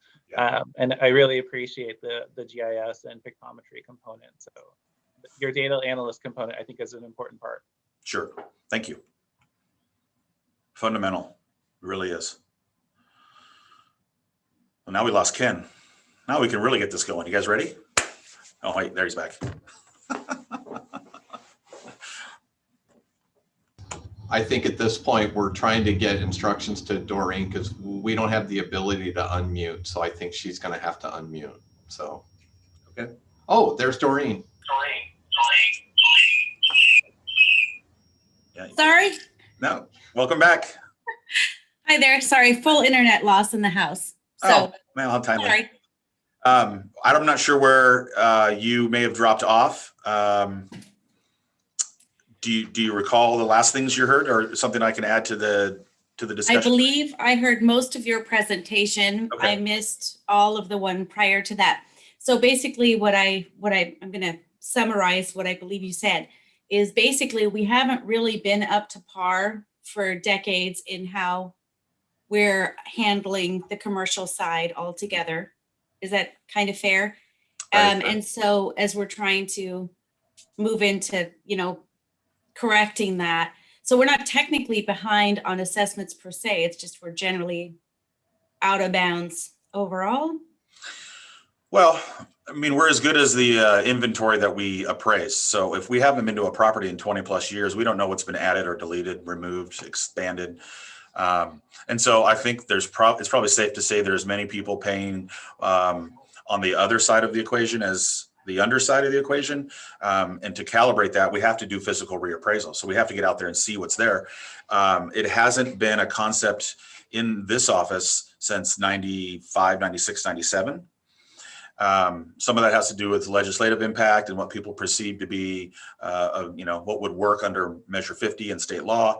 The reality is, if you ignore properties that long, you just get behind in terms of accurate inventory. Inventory leads to tax. Fair and equitable is the plight of our office. We're trying to make sure that we are as dialed in as possible. We really haven't had, in addition to that, we really haven't had the tools to solve that problem until in the last 4 years. We went to a new software program. We added into Commissioner Kula's comment, we added in pictometry, GIS, some mobile applications that allow us to do significantly more work in the field with who we have. Through various meetings, budget committee meetings, you've heard me say the state has us as needing another 4.5 bodies if we're following their model. I choose not to go that route. I'm choosing to deploy technology to fill the gap. But this particular position is needed to get boots on the ground, to have people do physical reappraisal for everything that's commercial. And then I also see an opportunity to have it do a secondary function, which is backing up our data analyst, just because of the complexity of those jobs. They're both sort of high level statistics and model driven. Mm-hmm. And that's sort of a different set. But as a commercial appraiser, you have to go down that path anyway. So I see opportunity to fill a couple of needs. There's definitely a standalone need for the commercial piece. And then there was further explanation as Ken mentioned, why it was vacant. I wanted to bring you up to speed as to why we started recruitment and then pulled off recruitment. And really it came down to not getting qualified applicants 3 years ago, 2 years ago. And then last year, knowing that we're going through the CBA and there was going to be a marketable increase. And if we had filled that position, we'd be talking about eliminating a body in a seat instead of now pursuing what we think we can do as another commercial appraiser. Okay, thank you so much. I'd also like to add, so we, in my line of work, we deal with a lot of appraisers and appraisals, and there's a profound difference between residential appraisers and commercial appraisers. But beyond that, there's differences in levels of commercial appraisers, where there's a lot of specialization in various areas. And so sometimes we, even out of commercial appraisers, banks will be searching for ones with a very specific skill set for a very specific project. So I just want to lend that perspective. So when Derek is asking for, the highest classification, he's looking probably for the most versatile employee that he can for whatever property or whatever comes up that he needs to assess them. I'm guessing that is why. Yeah, thank you, Doreen. Yeah, absolutely. We're becoming specialists in wineries. Speaking of commercial appraisers that specialize, they're popping up all over and we're having to dive into that. But that's a great example. It is the highest level of appraiser that we have in the office. They're also used for appeals. So if somebody were to appeal their value, or we got into tax litigation and tax court, it's the commercial appraiser and hopefully appraisers that will be used to defend the value of the county for some of that complexity that you're referring to. But yeah. Mr. Chair, I have a question.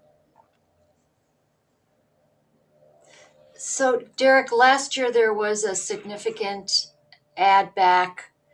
How did that factor into where you find yourself now?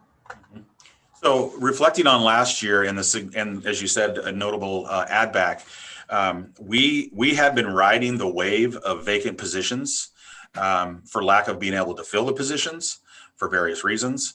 If you recall, under the tenure of my predecessor, there was significant turnover. It truly was a revolving door for various reasons, but we had vacancies that we needed to fill, and having filled those and now having zero turnover in the 6 years that I've been in office, 4 years, and I'm working on another couple here.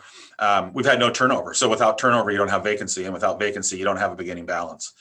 And so what basically happened was we had no ask back in terms of discretionary income over an extended period of time because we were whittling down our beginning balance.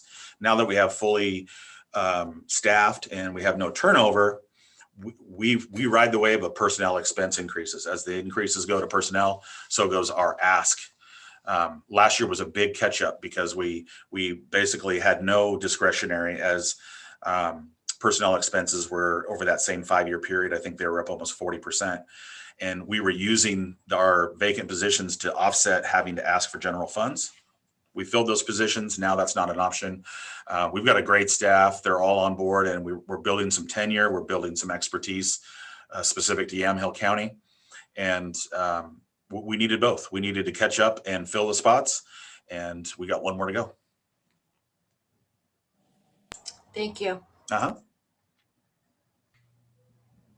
Derek, I just have, you mentioned this briefly, but my frustration is that the wave of personnel does not plateau. It does not ever seem to plateau. It keeps rising and rising and rising. Mm-hmm. And so while you were sort of depleting your ending balance and now the positions are filled, and you have a $220,000 personnel increase to absorb this year, what would have happened if you had filled that appraiser position and you had a body in the seat? I mean, what would you be looking at?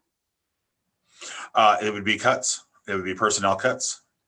If we had somebody in there, they would, I mean, I don't have the appropriation to spend outside of what I'm allowed. So if we came to the conclusion that we couldn't afford, or this wasn't doable for the county, then it would be a personnel cut.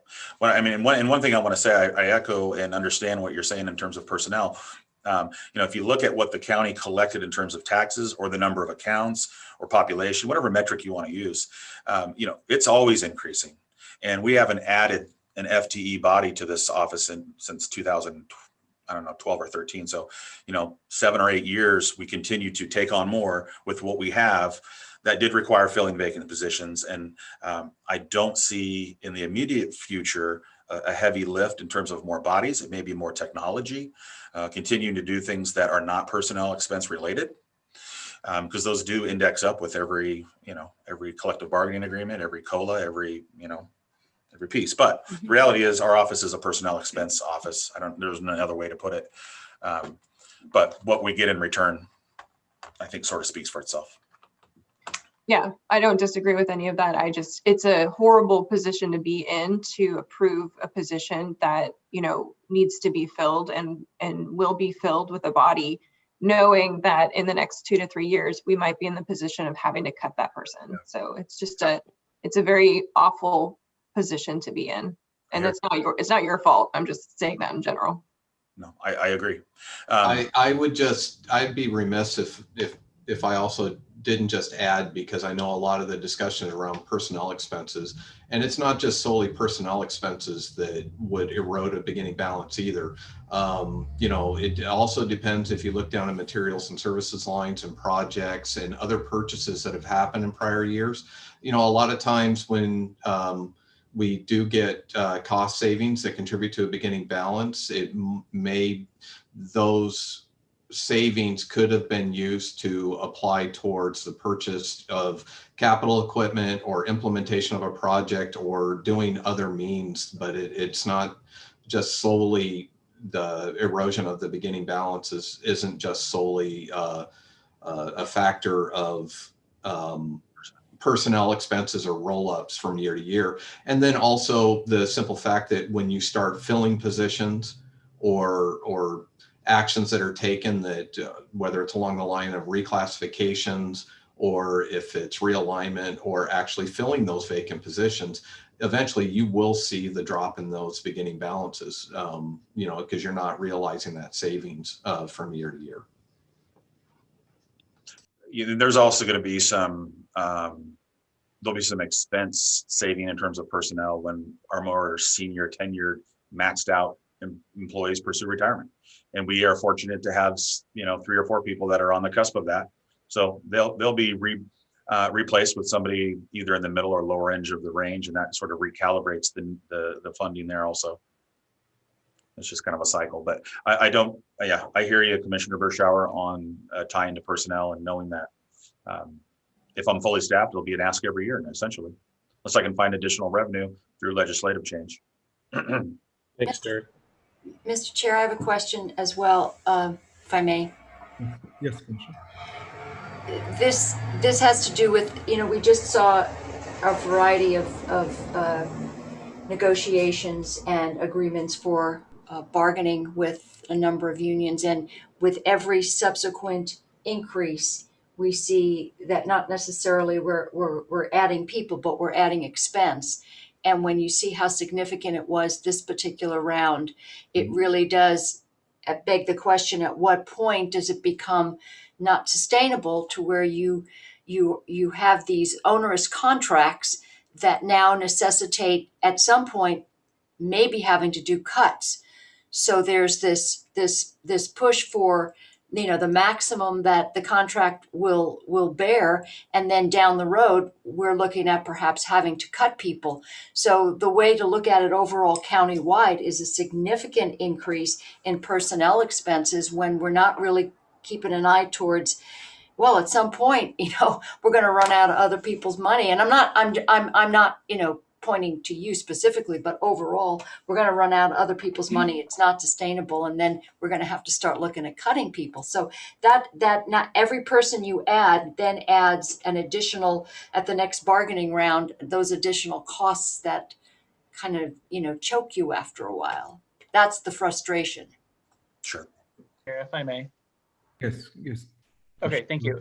Assessor Worth, I was really curious, as a person who was one of the three who approved the ASME contract, so I'm taking responsibility now for approving that contract. I'm curious, I noticed that overall in the county budget, according to the budget statement, it's about an 8% increase in personnel. Some departments have had an increase in costs of about 4%. I'm curious why for you it's about 15%. My increase in personnel expenses is stretching from July 1st of 2020. So what we bore through this cycle, which was at a minimum 7%. That was the market and the COLA. So 7%. And then on the cusp of now going into 21, 22, there's another guaranteed, if you will, 2% and 1%. So that's 3. So collectively 10 there. And then if you have half your staff that get step increases also, then there's another 5% potentially. So for those that didn't get step increases, they don't get that extra 5. Those that do, that's how it gets to 12. It's 10 guaranteed over that two budget period. And then it's some step increases for about half of our staff. Half are maxed out, half are not. Okay, thank you. I saw it's 15%, or my math was about 15%. So thank you, that's helpful. Yeah. And over that same period, we've had a discretionary allocation. We had, I think we budgeted 2% going into the 2020, 2021. When the contract was ratified in November and backdated to July, there was an additional discretionary given to cover. We had budgeted 2, got approved for 2, but then 10 was on the table for everybody. I should say 7 was on the table for everybody for the first year. Some folks also got steps. We didn't get additional funding for that. That got absorbed in our operating budget. Now here we are in the next year. Collectively, those 2 events, those 2 cycles, has put just real pressure on personnel. And we got close with additional cuts. We got some beginning balance help for having more in beginning balance than we anticipated. But at the end of the day, it took this vacant position to make it balance. And I just would need to get us back to whole for keeping the plan that we have. Okay, thank you very much, Assessor. And I assume that you looked at your materials and supplies. Yeah, it's got a great run rate. The memo that I included, if you look at what's happened over 6 years, I think that the initial instruction said if you're going to increase material and services by 5, be ready to put together a memo and talk about it. I think we're at 1. So yeah, we've trimmed that down. Material and services is 300 and some thousand. The total revenue needed to balance the budget is 2.4 million. You can only cut so much out of that 300,000 to really make the dent.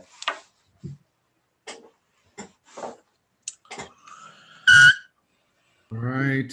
Any other questions for Mr. Worth? Derek, thank you for coming back. Yeah, thanks for taking the time to get me back in. I'll go restart up what I started before I before I circle back. No, Thank you. good time. Yeah. Back. Thank you. Yep.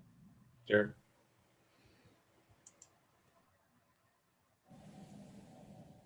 Okay, are we okay to go back to his proposal of,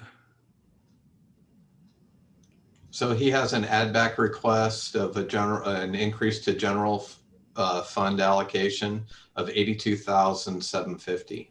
So if the committee wanted to take action, they can make the motion right now and then we can proceed.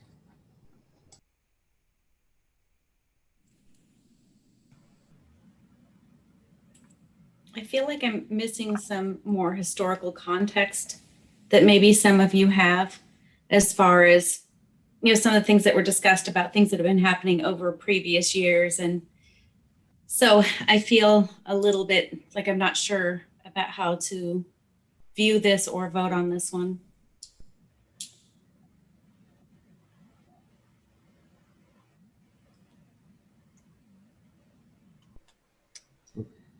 Chair, if I might, I guess for me, I think Derek's department is absolutely critical, obviously, for the function of the county. And a lot of what he does is also a direct service to our taxpayers and residents. And it's really, really difficult for commissioners or members of the budget committee to, start to prioritize departments, because that's not really the business we want to be in. They're all important. They all play a role. My frustration is the sustainability of this. It's really hard to look back and justify. We added, a new deputy for court security. We're looking at an HR analyst that we've added back. So how are those more important than the assessor's office? They're not really. I'm not going to be happy if in a couple years we're having to look at cutting people. So for the record, that's what I'm struggling with, but I am inclined to support his add back. Mr. Chair, I think overall, we never see government dwindle. I always go back to the private sector as the gold standard, which I know they're two different. You've got a municipal corporation and you've got a private, the private, and the way I look at it is that we get to, in the free market, you have to tighten your belt, and you don't get to add regardless of whether you might need that. But in government, it seems that we just do have this endless pot that we can continue to add. We don't shrink, we add, and we grow every single year. And personnel costs and personnel grow every single year. And at some point, we can justify every one of the new hires, but at some point, where do we say, this is it, and we need to make do? I don't know the answer to that one.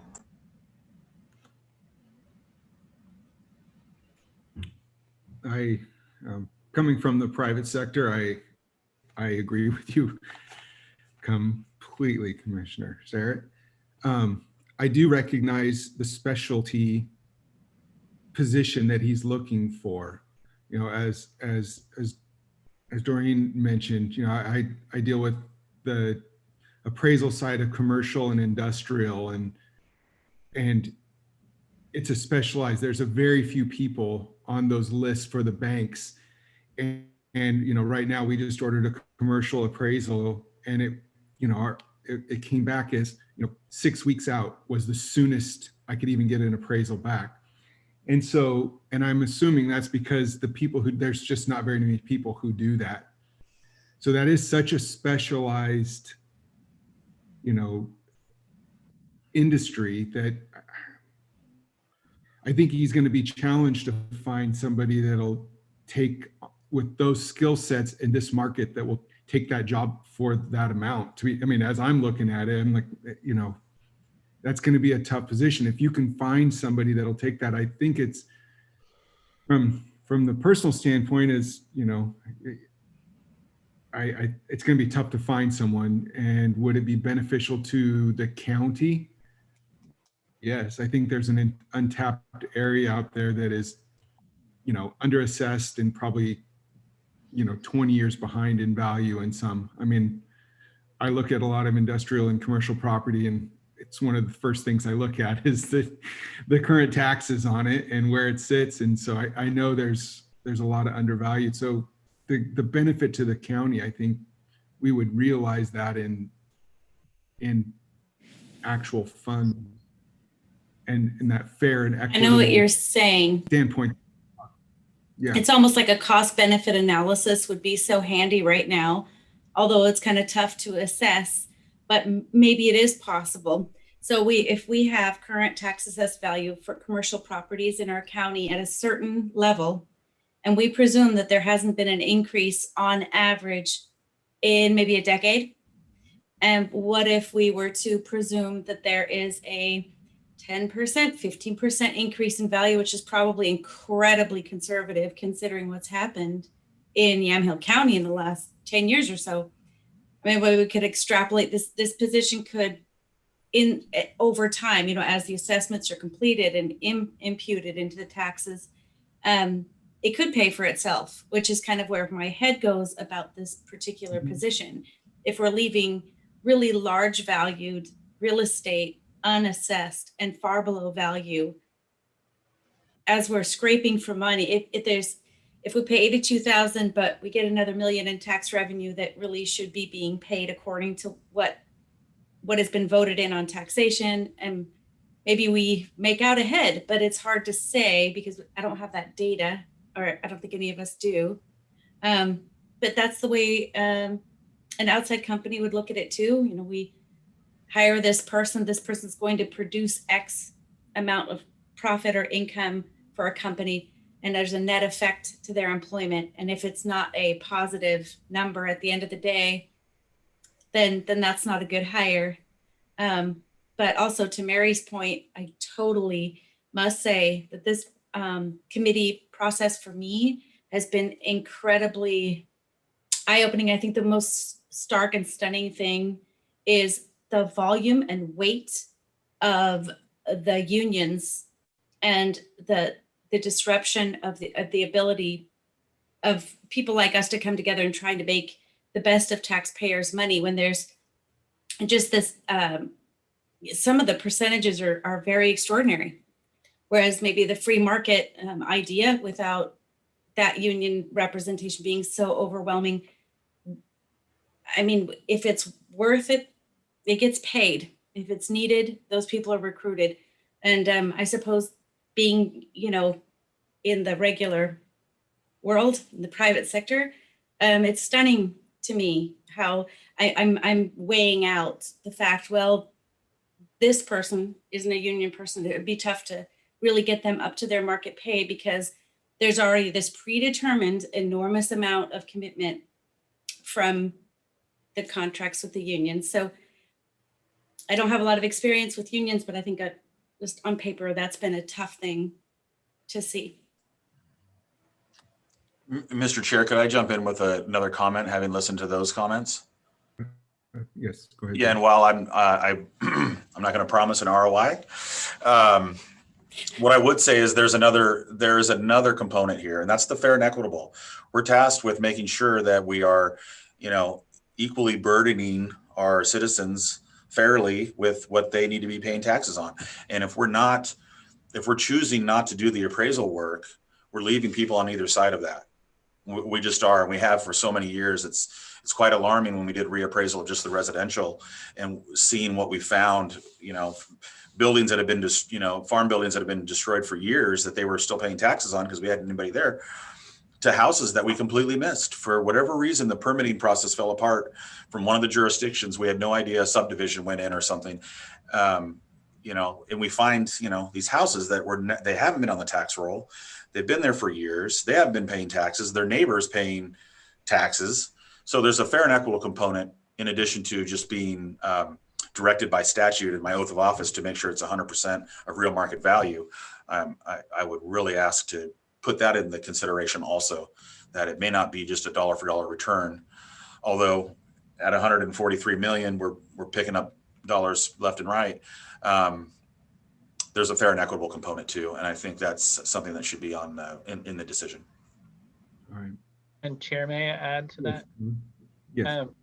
Assessor, you don't need to stay for this, but I just wanted to add to that, you know, as a reminder, the tax collector and assessor is pulling in the funding fair and equitably for all of these districts. And we're making the decision about who, whether or not he gets another employee to do that work. And I'm recalling that with your fair and equitable comment, there was at least one parcel that this year, you know, we had to grant back a large sum to because the value wasn't there. And so I do want to make sure that when we think about this, we think about that real accurate appraisals.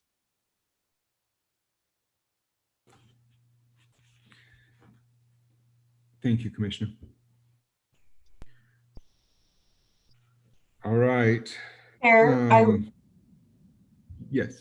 can I make a motion to approve the assessor's office general fund allocation increase request of $82,750? Second. I'll second. Mary? All right. Any further discussion? All right. All in favor? Oh, sorry. I apologize, Chair. I got dropped out for some reason, so I didn't hear what the motion was. So I want to make sure that I'm voting correctly. We have a motion to accept the general fund allocation increase, add back of $82,750,000. Many thanks. $82,750. Okay. So all in favor of the general fund allocation add back of $82,750 to the assessor's office, say aye. Aye. Aye. All opposed? All right, motion passes.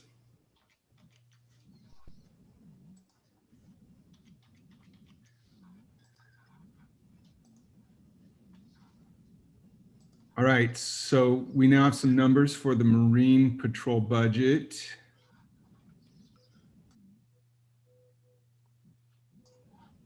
Yes, and my apology, I forgot that I had stopped sharing screen while we were in that discussion. So we're back. So the sheriff also included in the same email with the memo about court security, he also had another memorandum specific to the Marine Patrol. I didn't know there, again, he presented two options and I picked the higher of the two options to put in there as the request. And then I think it's up to the board and the committee on what you want to consider. I believe, if I understand correctly, one, and maybe the sheriff, I know he's out of the office and traveling, but the request was a mid-range appointment and one had to do with a more senior top range appointment deputy, but they're both, the proposal is a full-time deputy year-round for Marine Patrol. All right, and I see that Tim is on here now. Yep, you guys got me. Yes. There we go. Yeah, so thank you, Chair, for bringing me back. So the only reason why I sent that was just based off the conversation that we had at the time about what it might look like if we were to do anything with Marine Patrol. So I traditionally like to, if I'm going to add a position or budget for a position, I traditionally like to budget at the highest possible step that I have within my office, just to give me the ability to, if I was to hire a lateral, I have the money available. But the options that we provided were, in essence, two different levels of steps. One would be more of a mid-range entry level, with the anticipation that whatever position we backfilled with would be more of a lesser lateral hire, or maybe even a new hire with no experience. But that if we were to hire someone of higher caliber, then it would be at that higher dollar amount. And again, what that would do, just for comparison or for conversation, would be we would assign an individual full-time to Marine. That would be their only job. Even in the off season, we have a lot of activity out there on the Willamette with people fishing, other people just going out and recreating at random times. The seasonal Marine Patrol program, as we see it, would be then heavily staffed with our seasonal part-time employees during the summer months, and we would take all the money that we get from the Marine Board and put it towards that. So to add one full-time position, you would be almost doubling the coverage that we would have out there on the river during the summer, and then also allow us to continue with that throughout the year. Sheriff, can you clarify on your request? Does this take into account, was this a discretionary request for the full amount, or what, or were any of the other revenues factored in? And should this number be lower based on the other revenues? Yeah, so if this particular memo would be based off our existing budget, I don't believe we have any other additional revenues that we could apply to it. That would be a conversation we'd have to have with the Marine Board later on to see if this is something that they would like to add some matching funds to. So in essence, if this would be a full funded discretionary allocation increase to the program.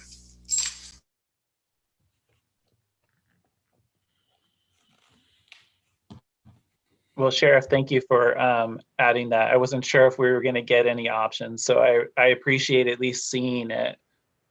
And I'm happy to hear more from other budget committee members. I know that Chair Elmer and I both had observed a greater need on the river, but I'm not sure about other budget committee members. Mr. Chair, this is Mary, if I may.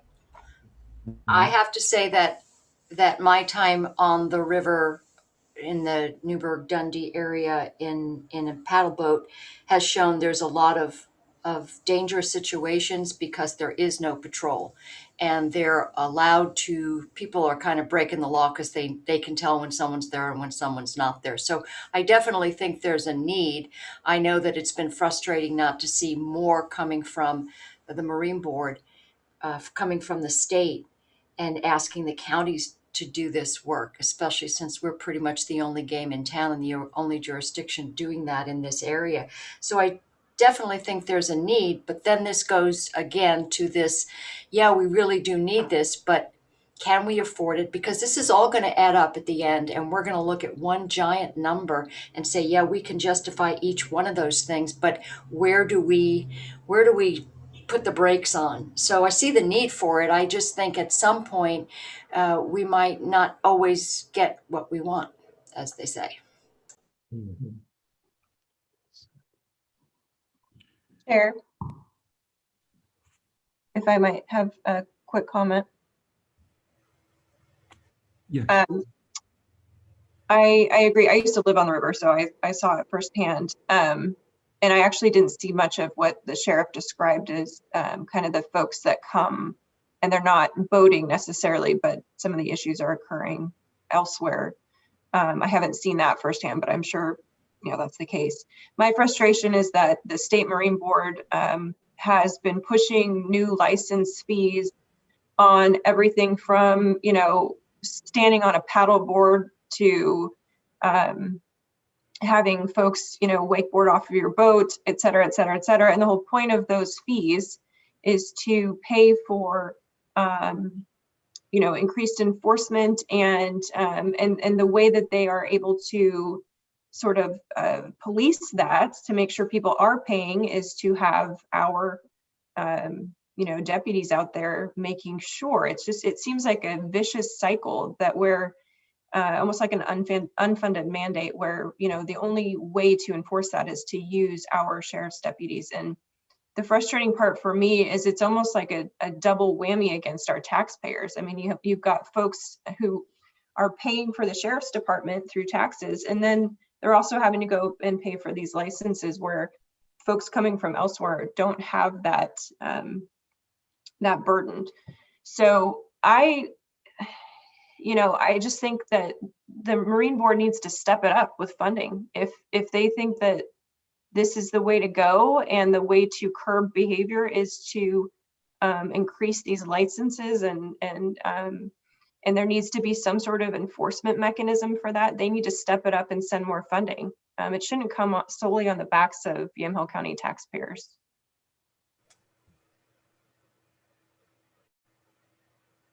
And Sheriff, I've got a question. If you're still there. Yep, I'm here. So at the boat launch, there's a launch fee box. Who gets that money? I can answer this one. I have a lot of history with this. So the launch fees that were established down at Rogers Landing, that goes to the parks budget 1081 for maintaining the site.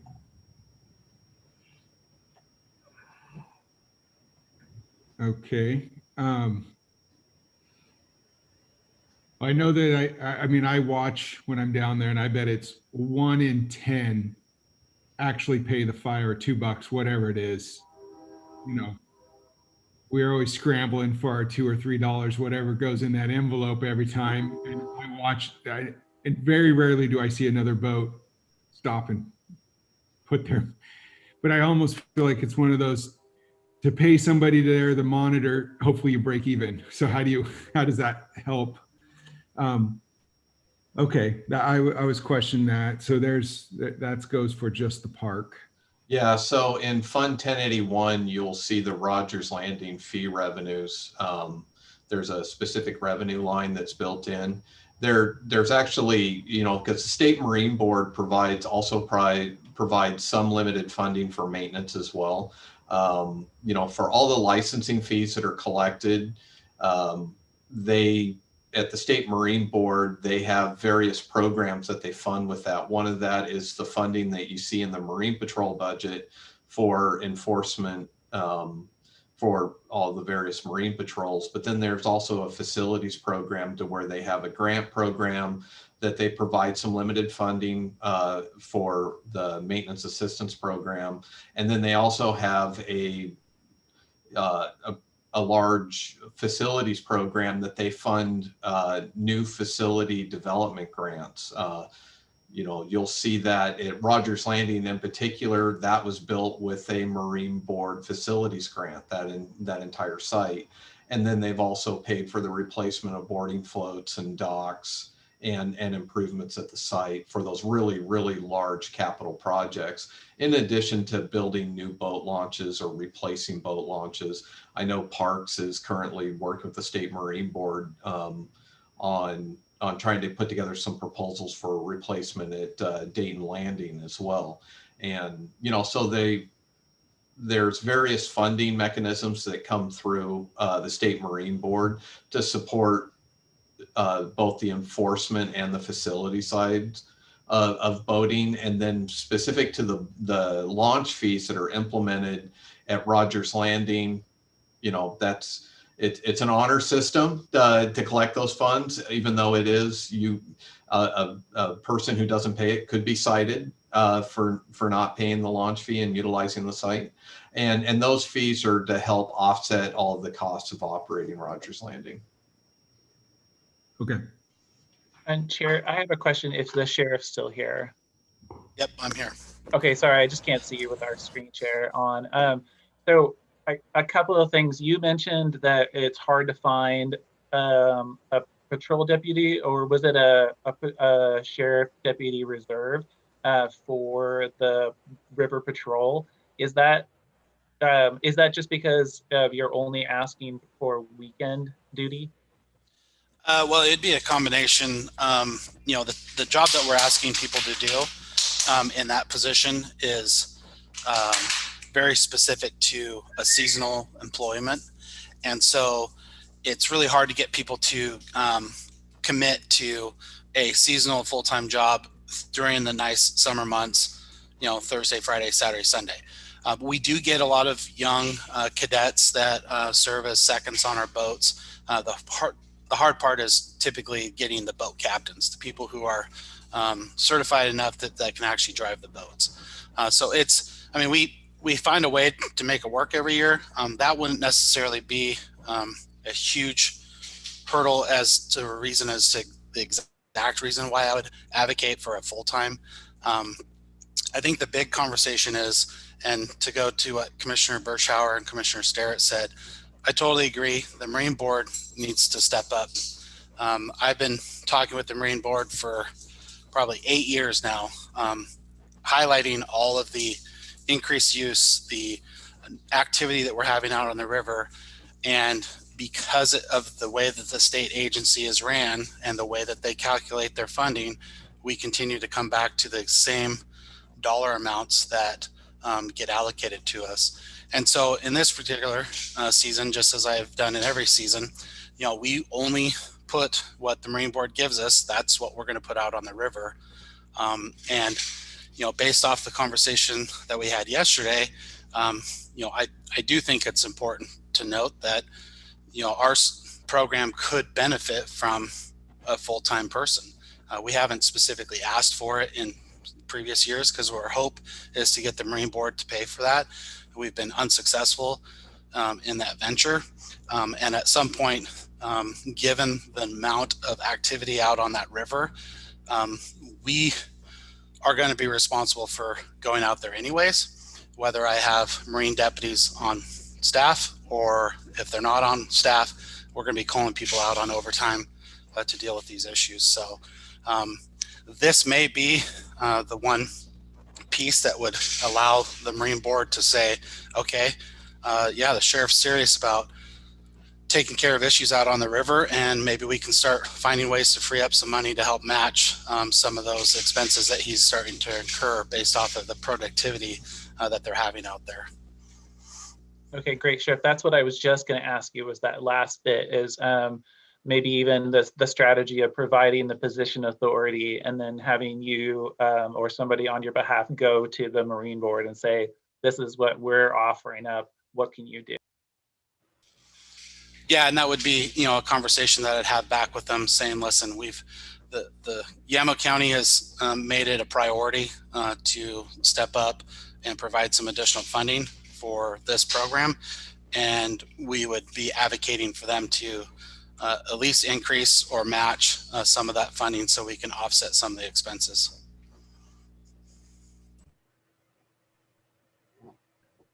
Right. Thank you, Sheriff.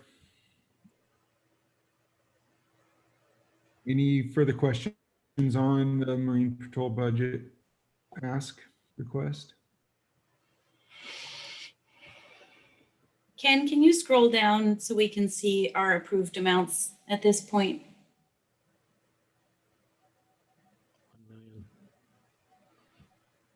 Thank you.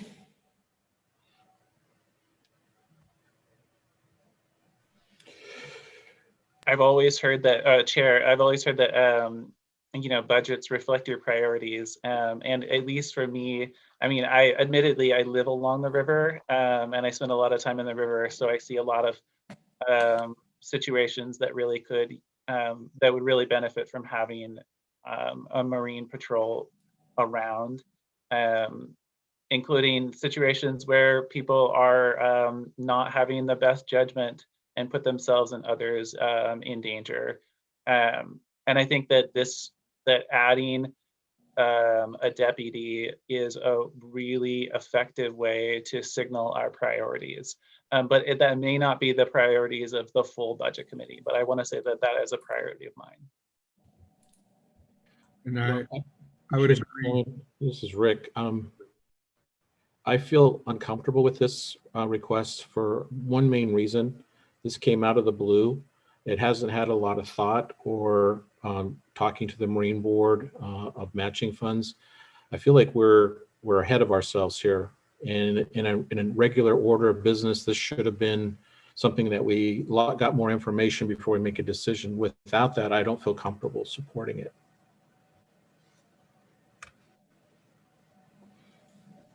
And Chair, if I might, I think that I don't think anyone on this committee doesn't prioritize the safety of our residents. But I do think we have to balance that with all of the other risks that we have throughout the county, you know, from drunk driving to drugs and everything else that the sheriff encounters. And my frustration, and this is not new because we've been talking about this for the past two years, at least since I've been on the committee, is that, you know, we would be asked to front load these costs. And I just don't have much faith and confidence that the Marine Board is going to come through. I think that would need to be established and committed to before I would approve this expense. Thank you, Commissioner. I would agree with that.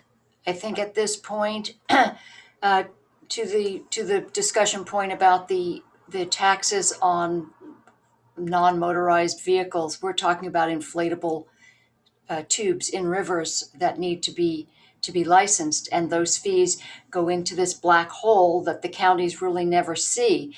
So we have lots of taxing opportunities, but it doesn't really correspond or trickle down to the counties. And now we're being asked to pay for something like this, which I think is completely understandable because it's dangerous out there. But I don't think that we should be so quick to pay for it when we might put a little more pressure on them and work through OSSA or any other AOC, any other jurisdictions or any other places where we might be able to put some pressure on the state. So I would just say maybe put the brakes on this one this year. That would be my motion. I would make a motion to wait on this Marine Board Marine Patrol allocation and deny it this year. Second. Okay, we have a motion and a second. I have a question for the sheriff, Sheriff Svensson. Yeah, go ahead. Is there an avenue for you or somebody representing the sheriffs to be much more proactive with the state? Is there an avenue for that? Yeah, actually, I'm currently the president for the Oregon State Sheriff's Association, so I have communications with the Marine Board on a regular basis. And yeah, it definitely is something that we continue to have conversations. We're not the only county that are having the same problems. It's more of a system issue at a state agency level that we're dealing with, and it's that the trickle down effect is that there's a negative impact on the law enforcement programs. I would say that you know, in order for me to have a really good conversation, and I would be more than happy to sit down with the Marine Board to have this conversation, is I think if I traditionally have never had even the ability within the budget to even offer up that opportunity to have matching funds if the Marine Board was to offer up additional funds. And so I think what I might do is moving forward to continue those conversations with them and say, listen, there's a very good possibility that we could have support from our board with some matching funds if they were to have the ability to add some additional funding to this program.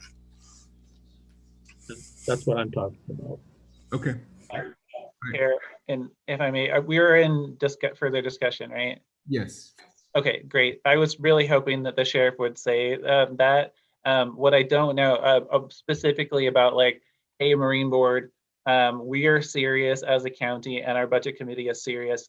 What I wanted to ask the sheriff about is what kind of monetary position would you think the budget committee would need to approve? Or do you think you have money in your budget to say, hey, we have this, can you match it? You need to match it, however you want to pursue that.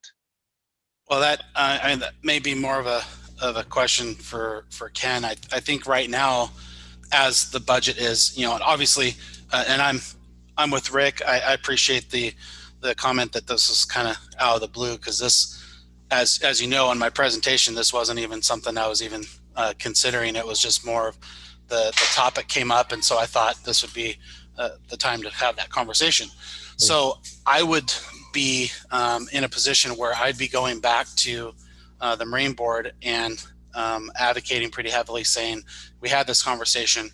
There's a possibility that we can earmark some money to match whatever the Marine Board could put to give us to that full-time position. The question would be more for Ken of, if nothing is allocated in this particular budget and I don't have budget authority or appropriation authority, if the Marine Board was to come back in June or July and identify 65 or 75,000 additional funds that they're going to be coming in, I don't know what the process would be for us to then circle back to get that matching fund to bring on that full-time position. But I can tell you that based off our historical conversations, they've always been open to the idea, but I think it's kind of been the conversation of, do you have the funding available right now to do this? And the answer is always, no, we don't. We have to wait for the budget process. And then it kind of goes down the road. So I would be more than happy to try to reach out to them in the next couple weeks to try to get something in writing from them for some sort of agreement, if it's even an option. And if they have that ability, then I can come back and see what we would need to do and how we would need to adjust it to make it work. Jared, can I ask a question? If you don't mind, Doreen, do you mind if I respond really quickly No, to the please. question that the sheriff asked? Because I just wanted to clarify that I don't think our local budgetary process would hold up an additional revenue coming from the State Marine Board. Essentially, what would happen is there'd be some actions that we would have to take depending on the amount post-adoption. But that's one of those that if revenues come in higher than expected, we could make moves to either transfer appropriation authority or take further actions with the supplemental budget to increase appropriation authority to access those funds. So the local budget process is not necessarily, wouldn't deter being able to have more flexibility to do that. It would just require Board of Commissioner action.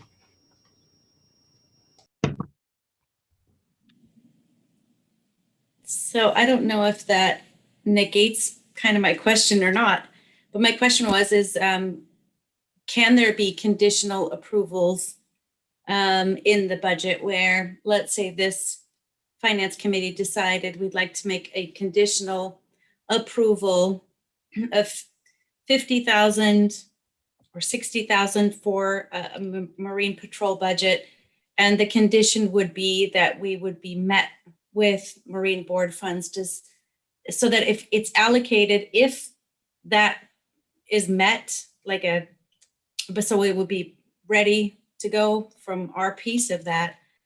Does that happen? Is that possible? I would say no. It's really hard to, I understand the spirit of what's being proposed, because typically the actions that you're taking is approving the expenditure limits on the budget. And so we would build that in and it would be available. I will say that this is one of the reasons why we do hold some expenditure authority in Fund 10002. If you remember, I hold right around $500,000 in 10002 for expenditure authority. So then that would allow, if based on the discussion, let's say that the sheriff could potentially get an additional $60,000 if we were able to match that with $60,000, then the sheriff would make that presentation to the Board of Commissioners, and that would be one of the resources that we would look at that has been appropriated for the fiscal year, that yes, we have funds available, we can transfer that to the Marine Patrol. That would include the appropriation authority and the $60,000 to proceed, if that makes sense. It does. Thank you.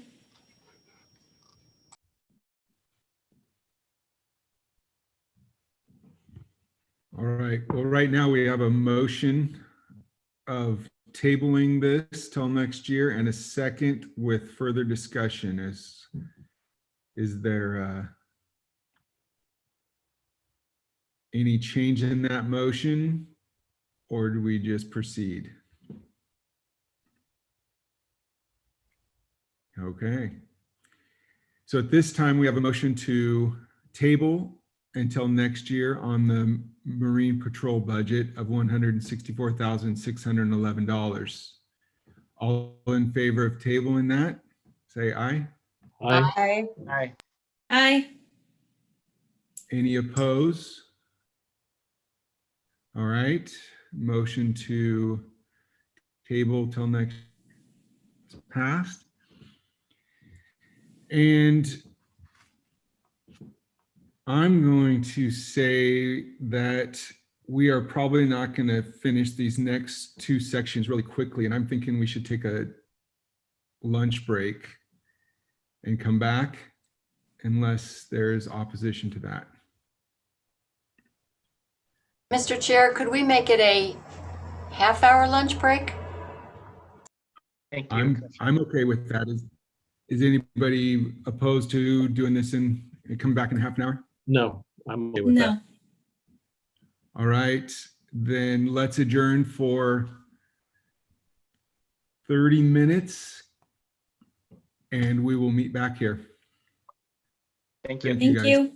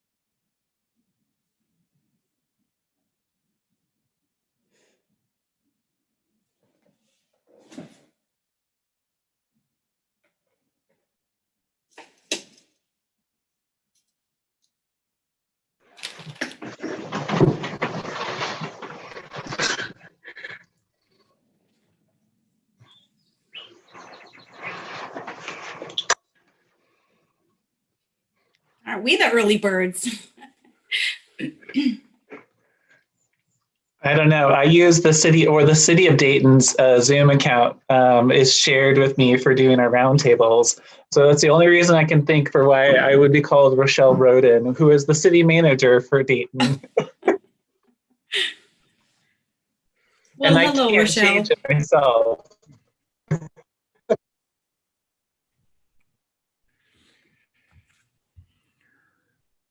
And you just froze up. No, now you're back. Carrie always has to change my name for me.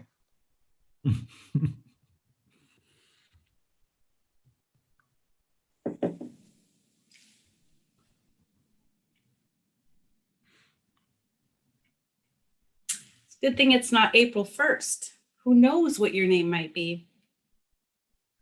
Good point. Yes.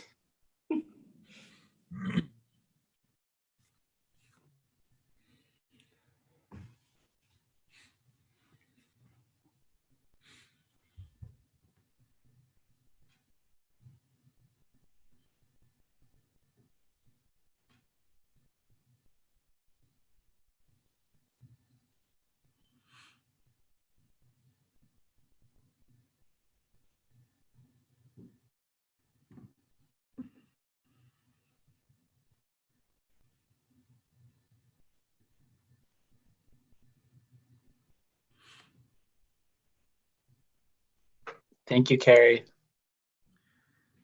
All right, it looks like we are all back. So let's bring back to order Budget Committee. Oh, no, Ken's just. All right. So we can move on to community requests.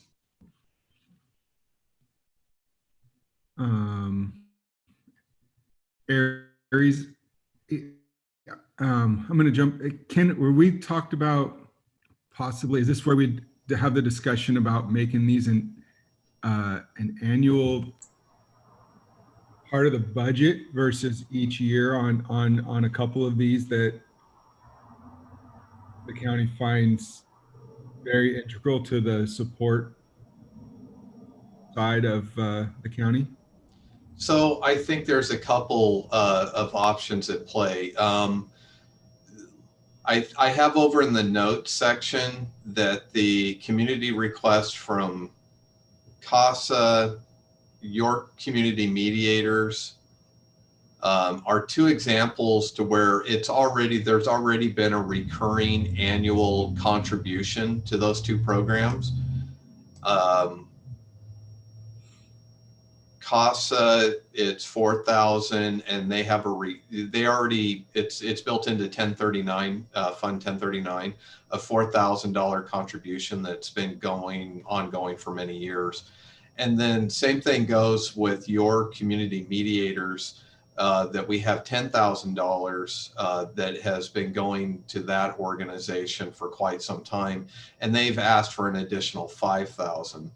I think depending on what the committee or board would like to do or include in a motion, you could either approve this as a one-time increase, or you could address it that it's an increase to the annual contribution, subject to each budget adoption process each year. As for the Aries discussion, because I know there's, and I'm trying to remember, because I know Commissioner Sterrett, maybe you want to share more. I'm trying to remember if we had the discussion, just you and I, or if that was part of the committee, of whether or not we should just provide some additional discretionary funding for a set amount to emergency management, to where Aries, CERT, and organizations like that could just work directly with emergency management's fund for expenses for volunteer programs that partner with emergency management. So I think each of these are a little bit different. And then I would highlight number 5, that one specific to Title III funding for a specific project in Title III funds. But the other ones, you have options available to the committee. Mr. Chair, and Ken, may I jump in here? Yes, Ken, we did have that discussion, and I've mentioned this to Sergeant Young as well. And I think that when we look at the work that CERT and ARES do and how their requests are so minimal, and what we get for their volunteer labor, it's well, I think would be well within not only the emergency management budget, but certainly to just include that and have them address those needs every year as part of their budget, instead of having them have to come and ask for equipment like that. And they, CERT asks for hats and jackets and vests. That should be part of the equipment that's provided to them. So I would be in favor of those two volunteer organizations being funded through emergency management. Chair, if I may, I agree with Commissioner Starrett. And I don't know the mechanics of it, if we would need to add, or Ken may know the answer to this, but do we just need to then add a discretionary allocation to emergency management for that? So we've done this with CERT in the past and past approvals that for example, ARES, it would be approval of the 2750 going to emergency management, and ARES working with emergency management to purchase that equipment and to get access to the funds.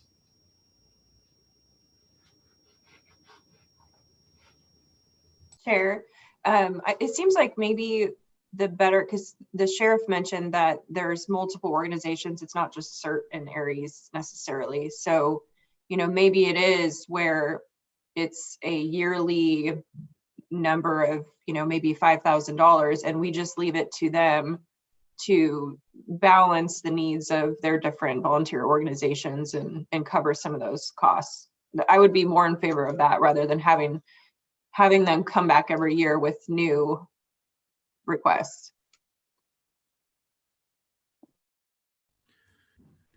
Okay. I can't remember if I've been on this for 3 or 4 years now, but these are ones that are on there, and I've got to ask a few questions. So I would agree that putting these in the hands of the people that deal with it on a daily basis is a wise thing to do. The numbers and what they're looking for seems to be very modest, very thought out, and not overreaching in any way in my book.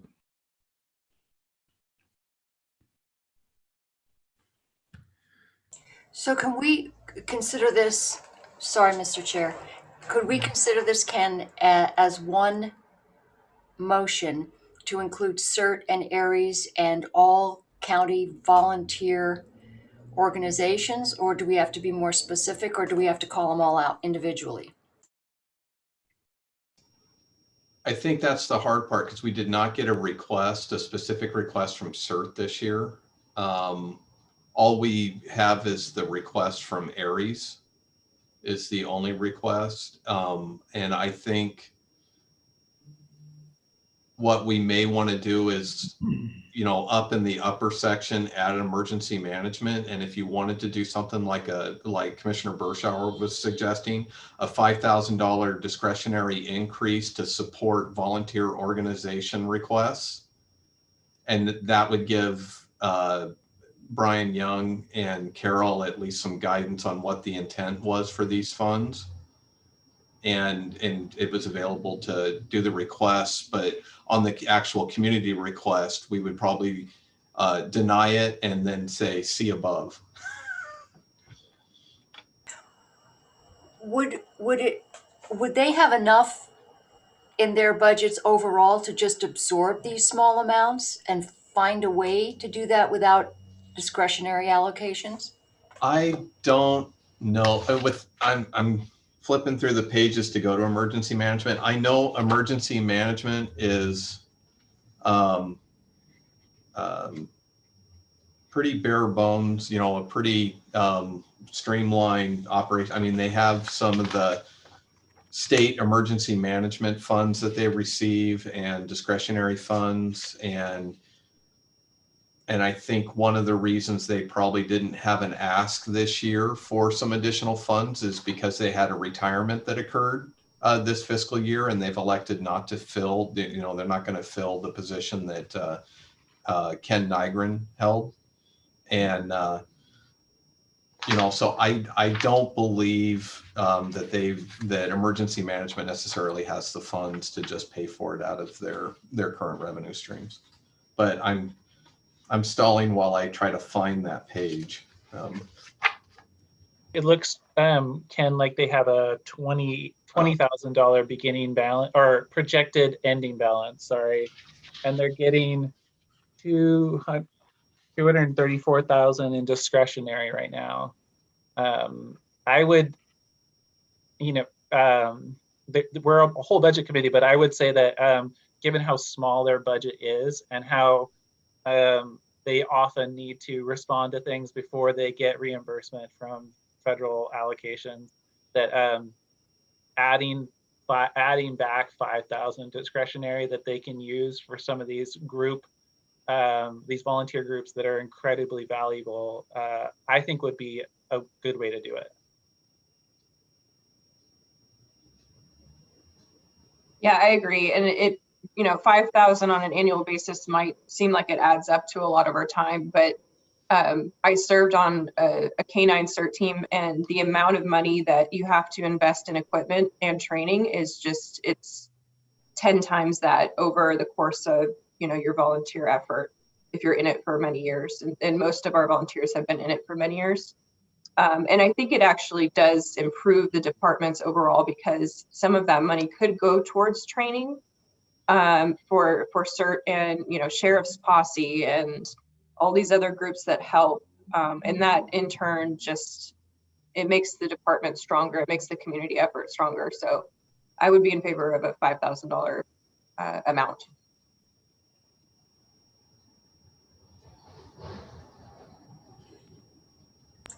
All right, do we have a motion for that action?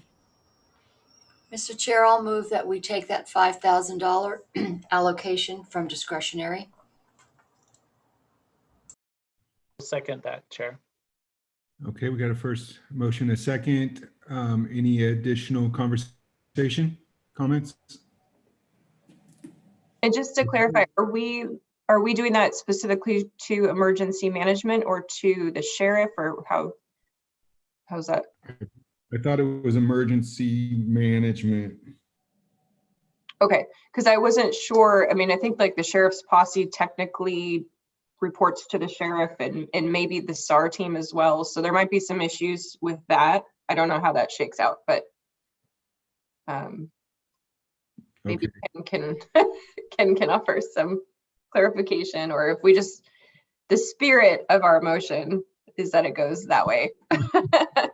Yeah, I think because emergency management operationally and organizationally falls under the sheriff. I think we'd be okay with, because I think the intent is for these funds to be for those that assist with emergency response. And I do realize that under emergency management, they're working with the sheriff, and it could involve posse, it could involve SAR, it could involve VRU, CERT. And a lot of times it's the same folks that are usually signed up in all of them.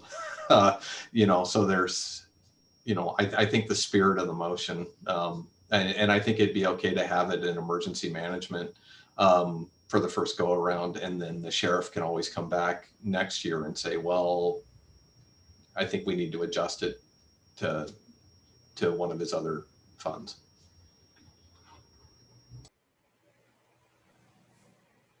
All right, so are we comfortable then with putting this into emergency management? Any opposition to that? All right, so all in favor of allocating $5,000 of discretionary funds to emergency management? Say aye. Aye. Aye. Aye. All opposed? All right, motion passes.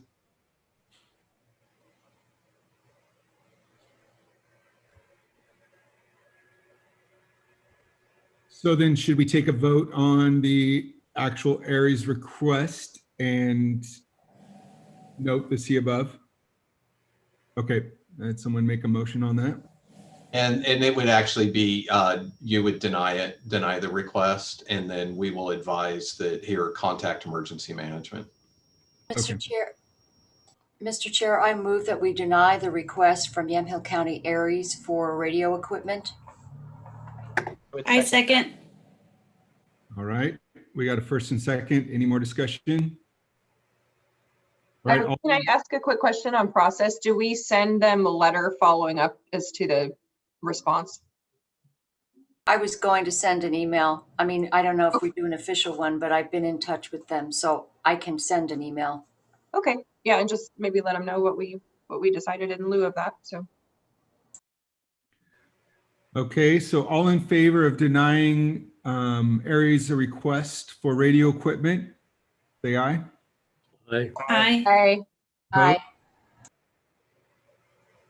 Motion passes. We got a request from CASA to increase the commitment from 4,000 to 6,000. I believe that's annually, so it's a request to just add $2,000 per year. Is that correct? Or is this a one-time? It's an increase. They've come several years asking for this additional 2,000. Okay. Mr. Chair, I would move approval. I would second that. Okay, we got a motion and a second. Any discussion or comments? I agree. I think the role of CASA is so critical anyway, but given what's happened in the past year, it really is, this kind of increase, I don't think is unreasonable at all. And we should be supporting them. So thank you. All right, all in support of increase of $2,000 per year to CASA, say aye. Aye. Aye. Aye. Any opposed? All right, approved. Homeward Bound Pets, operational support, request of 5,000.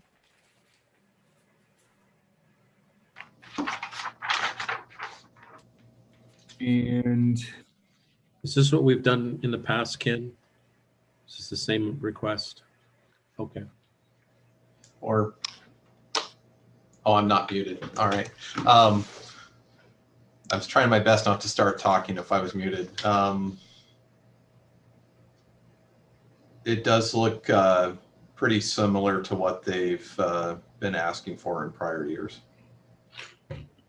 And I forget, I can look at this again, but is this for the Angel Fund or for just straight up operational support? And Commissioner Starrett may know more than me. It says operational support under request. yeah, the request states operational support. So I'm assuming. So on this where it says 5,000 request and 5,000 other, what is that?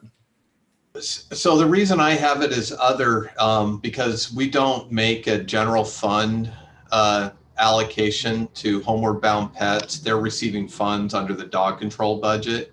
So this is one of those one-time grant fund requests that it doesn't necessarily have to be general fund. We could utilize landfill license reserve, O&C reserve are two examples of some discretionary where we have funds appropriated to award specific grants for projects. So this would be something, because it's a one-time funding request, that you could approve if it's approved and the amount approved, and then this is where I'd ask, where would you like to take the funds from? So then that way it doesn't necessarily continue to draw down the discretionary.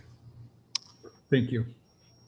Mr. Chair, I wanted to just point out that Homeward Bound Pets is one of the only shelters that's allowed for in-person meeting of animals for adoption purposes. I've had people contact me saying that they are coming from out of county because Homeward Bound Pets was the only place that would let them come and see the animal.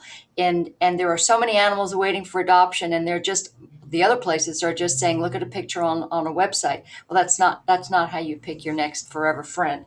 So I think that in looking at that, and also the fact that fundraising's been curtailed because they haven't been able to do what they normally do, and they're trying to build a new shelter, and they've done a lot of spay and neuter, and they've also managed to get 2,300 dogs licensed. So they're definitely working. So I think it's worth every penny. Thank you.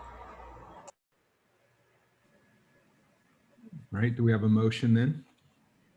I would move that Commissioner Sarah, is it okay if I make the motion?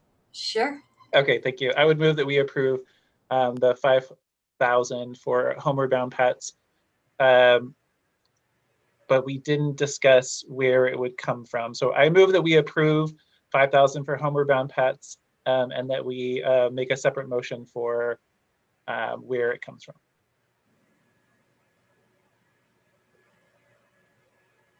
Do we have a second?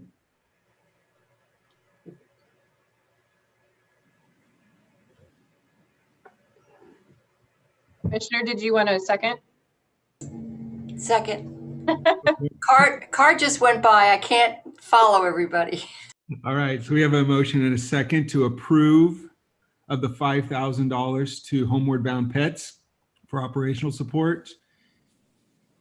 All in favor, say aye. Aye. Aye. Aye. Opposed? Okay, so we have a approved. We now need to choose where those funds come from. Is there a preference by commissioners? That's the boss's suggestion, Mr. Huffer.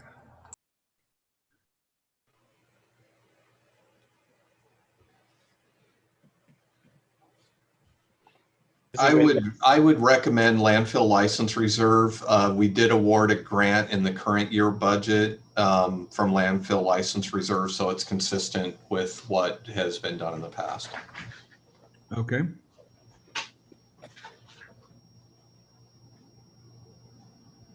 We have a motion then. I would move that we approve the 5,000 to come out of landfill license reserve that we approved for Homeward Bound Pets. Second. Okay, thank you. We have a motion and a second to take funds from the landfill license reserve fund of $5,000 for Homeward Bound Pets operational support. All in favor, say aye. Aye. Aye. Aye. Aye. Oppose? Thank you. Passes. Your community mediators request funding of an additional 5,000. They are currently funded at 10,000 from a $5,000 request additional.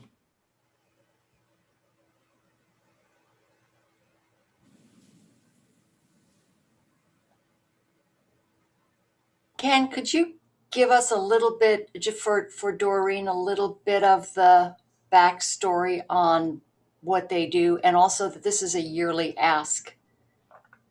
Thank you. Yeah. So your community mediators, I'm looking for their request. You know, and I know we've had their presentations in past years when we used to have presentations, but this is a community resource where they have a trained group of mediators that help with neighbor disputes, code disputes, things like that.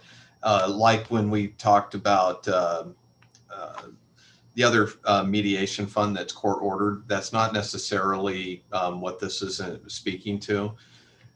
We do have, as noted on the we have a $10,000 allocation that's built into 1039, and there's been previous requests brought forward, but that amount has not been increased. I know that past committees and boards have had questions about contributions being made by the other city municipal jurisdictions where they're operating, and I'm not sure the status, or if I can speak to what the funding, like especially City of McMinnville, because I know that they were really active with the City of McMinnville. I'm not sure what the status is on their contribution. So is the intent here to keep disputes out of the court system? Is that, or does that have that effect? They would, I think they would have to probably speak to, you know, and I know these are questions that have been posed in the past, asking for how many mediations or the types of mediations that they've done. I don't know if we've received anything definitive that kind of outlined. I mean, they do have in their memo that there's been 183 cases assisting 581 county residents during 1920.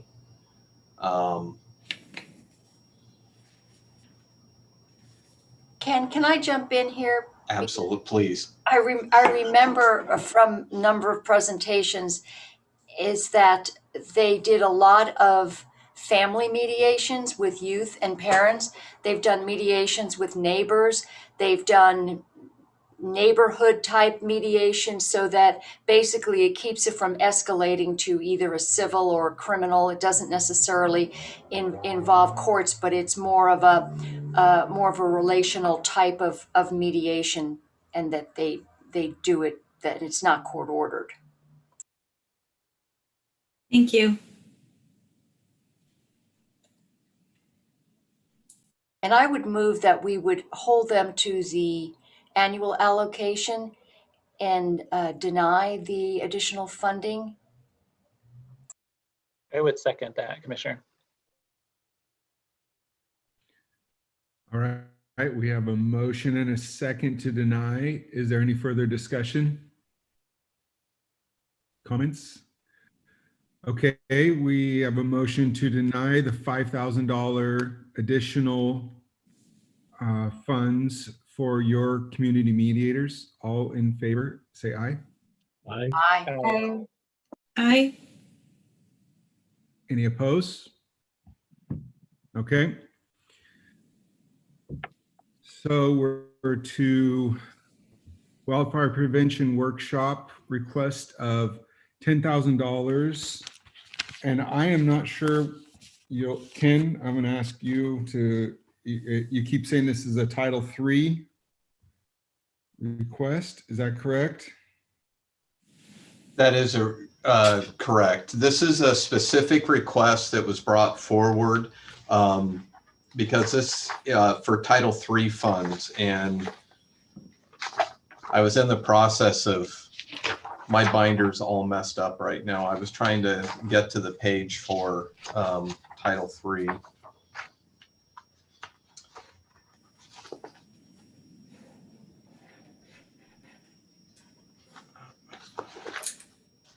There it is. Okay. Yeah, it's on page 128 of your binder in case you were wanting to look at the budget. You can see we haven't necessarily awarded a lot of grants over the years. We do have 102,000 available if all the revenues come in, but really we actually have 81,000 that's available because some of this has some placeholders in case we do receive some Title III funds that do come through. So there's funding available. This is one of the few programs that's actually the Firewise community workshops is one of the very narrow categories that are eligible for using Title III funds. And there's some, I think I'm still looking at process, but this is the first step that we could appropriate for it. And then there's some other process steps that we may have to take before we actually award it. But really the two categories that we've used for this in the past would be something like this, or the sheriff also has the ability to access these funds if search and rescue is engaged on federal land. So it meets the description, and we do have funds available for this type of project. So my understanding, we're not asking to take any additional funds. We're just going to allocate from this fund right here from 1040. No, not 10. Sorry, I'm on the wrong page. 30-52 is the fund. So what we're saying is the committee would approve a $10,000 appropriation for that specific project. Okay. And Chair, to provide a little bit more explanation, I forget if Ken mentioned this, but because there's a very specific process that jurisdictions have to go through in order to spend the money legally. It was much easier for the county to include it as part of the budget process, because there has to be, I think it's a public hearing and notice beforehand. And Ken can explain that more. But Soil Water Conservation District, the fire board, the fire districts, and the tribe, some commercial loggers, the saw shop, are all working together. And this is the request that they've made of the county for these really specific wildfire prevention education funds. Got it. Okay, makes sense. Mr. Chair, I have a couple of questions. This might be for Commissioner Kula or Ken, but I know that there are webinars that have been, there's an OSU series of webinars that started in March, and basically dealing with wildfire evacuations and defensible space and all of that. They started in March and they go all the way through the 16th of June. And the other question that I had in speaking with Sergeant Young is, I had asked him during the fires last time about ramping up something with local TVFNR and with some local providers. And I know that he just sent out through the emergency alert system a wildfire preparedness month information through OSU to let people know about the webinars. So I have a question as to if these are they're already being paid for, these types of webinars, and we're working on getting a local fire provider doing these, how we would, I guess, justify spending $10,000, and it's not county money, but it's the Title III dollars to basically, looking at the proposal here, is to basically start from scratch, because there has to be a hearing, and there has to be there would just be money allocated for putting together a plan and then putting together these in-person classes. So maybe that's a Commissioner Kula question. Yes, I'm happy to attempt to answer that. As you know, Commissioner Sarah, in person is always better than virtual. I think we've heard that over the past year in great detail. In fact, the presentations and the workshops are going to be hands-on, teaching. One of the main points of that is teaching skills for how to do your own defensible perimeter spaces, demonstrating tools and demonstrating how to manage burn piles effectively in person, which we all know is more effective. So the list of participating and working together partners on this is very extensive, and it represents an acceleration, I guess you might think of it as, of the work of OSU Extension with their webinars, and the coordination between Office of Emergency Management and fire departments and fire districts. And a bird just hit my window, sorry. So I hope that helps you understand a little bit better about The I guess it's the difference between me putting on Facebook, hey, there's a wildfire prevention and education webinar that you can link to from here every Wednesday at noon, and it's free, versus the community knowing that it's really important for them to have the skills necessary to take responsibility for their own locations and their own neighborhoods. I hope that helps a little bit explain it. Yeah, I understand, but I'm looking at the numbers, 50 people, and we know that we have restrictions and there are limitations on groups of people getting together. I just look at the fact that this is already done, it's been funded, and it's something you can do whenever you can actually get to look at the webinar. So it doesn't require a fixed place and a fixed time. And again, part of this is to develop a plan to do that. And it almost seems kind of redundant. And then you've got a 45-day waiting period and all of that. I don't know. I always like to see more information about fire prevention, but I was wondering if this was redundant. But that's just my initial thought. Certainly, the folks have already planned, as far as I understand, but because they have not been provided funding yet, they can't go ahead with it. And each of the organization has their own internal resources. But as we know, the USDA provides funding through the Secure and Rural Schools, specifically for helping teach people how to do this work.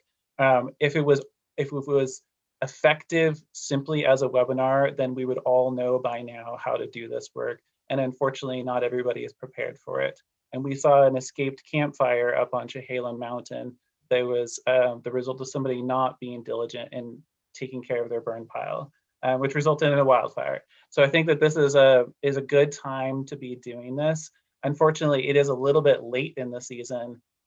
We wanted it to be earlier, but the requirements for noticing and the comment period are extensive enough that it was going to be short notice anyway for spring. But thank you for your comments. I appreciate them.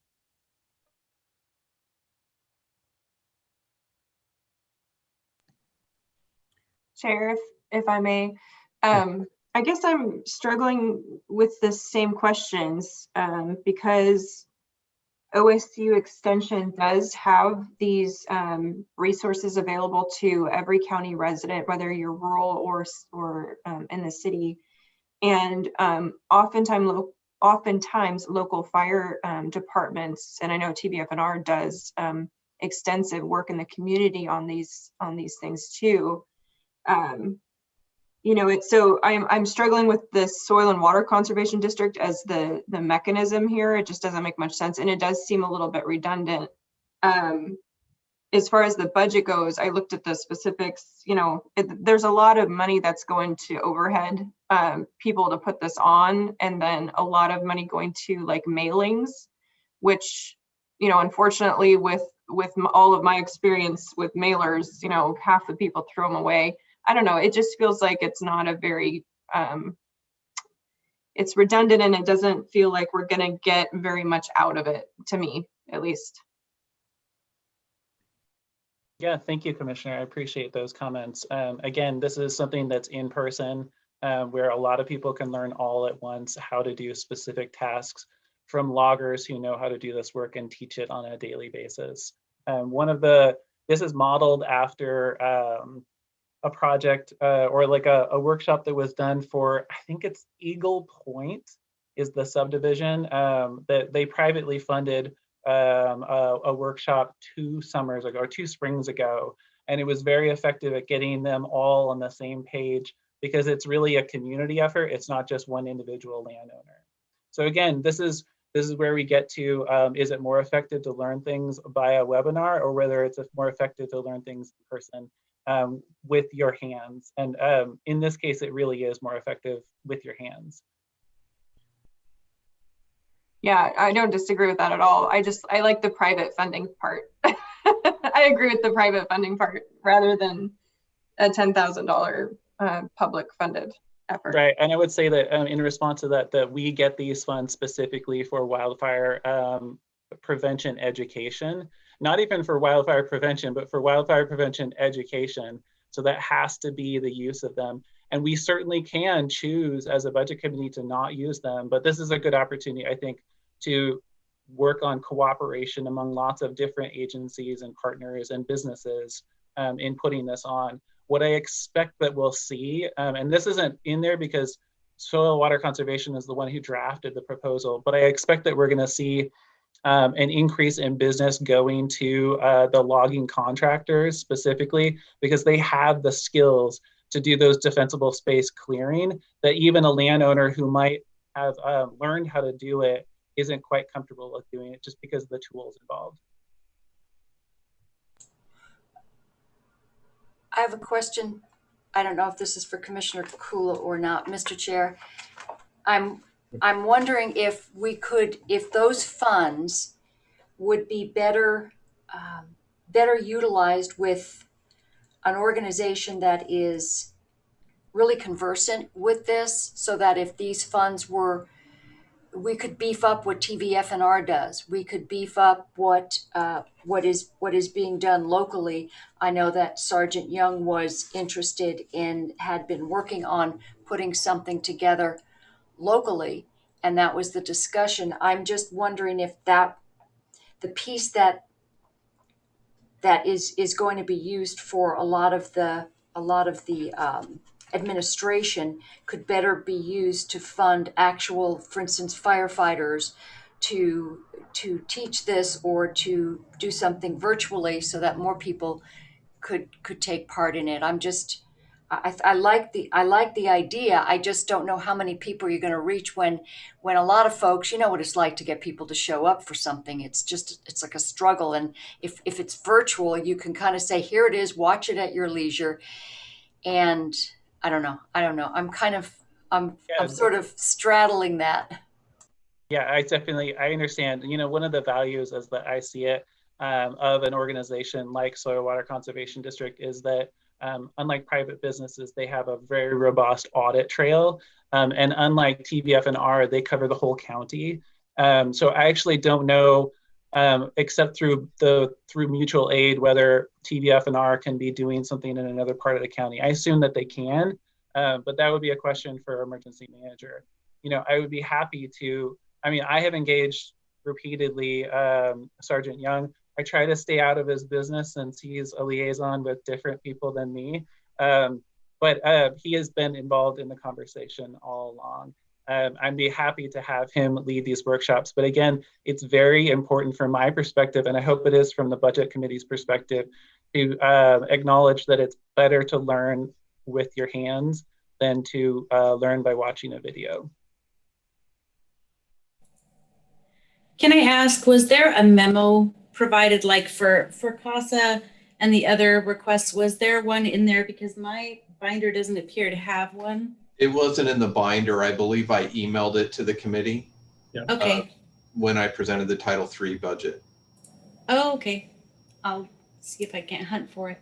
And this one's a little bit unique. I would just say, in the means of, you know, like some of the other requests that we've received, this is a request for access to a specific to Title III funds, and I think in response, because Commissioner Starrett asked a question about having the funds available for other means or other proposals or other organizations, we have the funds appropriated, and so at any point during the budget year, a proposal could come forward. This was a little bit unique because when we received this request, we were in the early stages of starting up the budget process. So at the time, and blame me for it, it seemed logical to include this as a community request to consider as part of the budget adoption process. But even if it's decided not to fund it or not to take any action, or if it's denied today, at any point, any organization that is engaged in this type of activity that meets the requirements for the Title III funds could submit that request to the Board of Commissioners, and then we would go through the process of the hearing and the posting requirement and everything associated with that to consider that proposal. Thank you. Okay, so that in the beginning, when I was looking at this, there are funds in this specific category already appropriated for this type of activity or this need. This was okay. That's correct, Denny. And again, the reason why it's come before you is that it's the USDA has very specific and fairly extensive requirements for noticing before using these funds. Got it. So then, Oh, go ahead. no, I was just going to say, so then really this is about that someone has stepped forward or an organized effort has been made to access these funds, and there's a plan in place and a collaboration. So it's not like no one else could, it's just that this effort has already been made. Okay. And I guess to piggyback on that, is there a reason why we couldn't send these funds, regardless of the amount, directly to like an OSU extension or to emergency management, where they might already have the curriculum set, and they have the resources of the county to you kind of get, I keep using this, but the biggest bang for our buck in terms of, instead of reinventing the wheel on this? The struggle we run through is the federal rules around how we award these funds to projects. There's a specific process that's outlined. So essentially we have these funds that are available. So if an OSU extension or a TVFNR or somebody like that, because the other part, it's not just for, even the curriculum has to meet, it has to be based on the FireWise communities put out by USDA, the Forest Service. So the curriculum has to meet that FireWise requirement. So there's rules around how these funds can be awarded and the organizations and the curriculum that's being presented, what it can fund. Okay. And so 10,000 represents roughly an eighth of the budget that's in there right now. And then what's the shift of money? I mean, are we expecting, is it kind of totally up in the air in terms of what we will get going forward?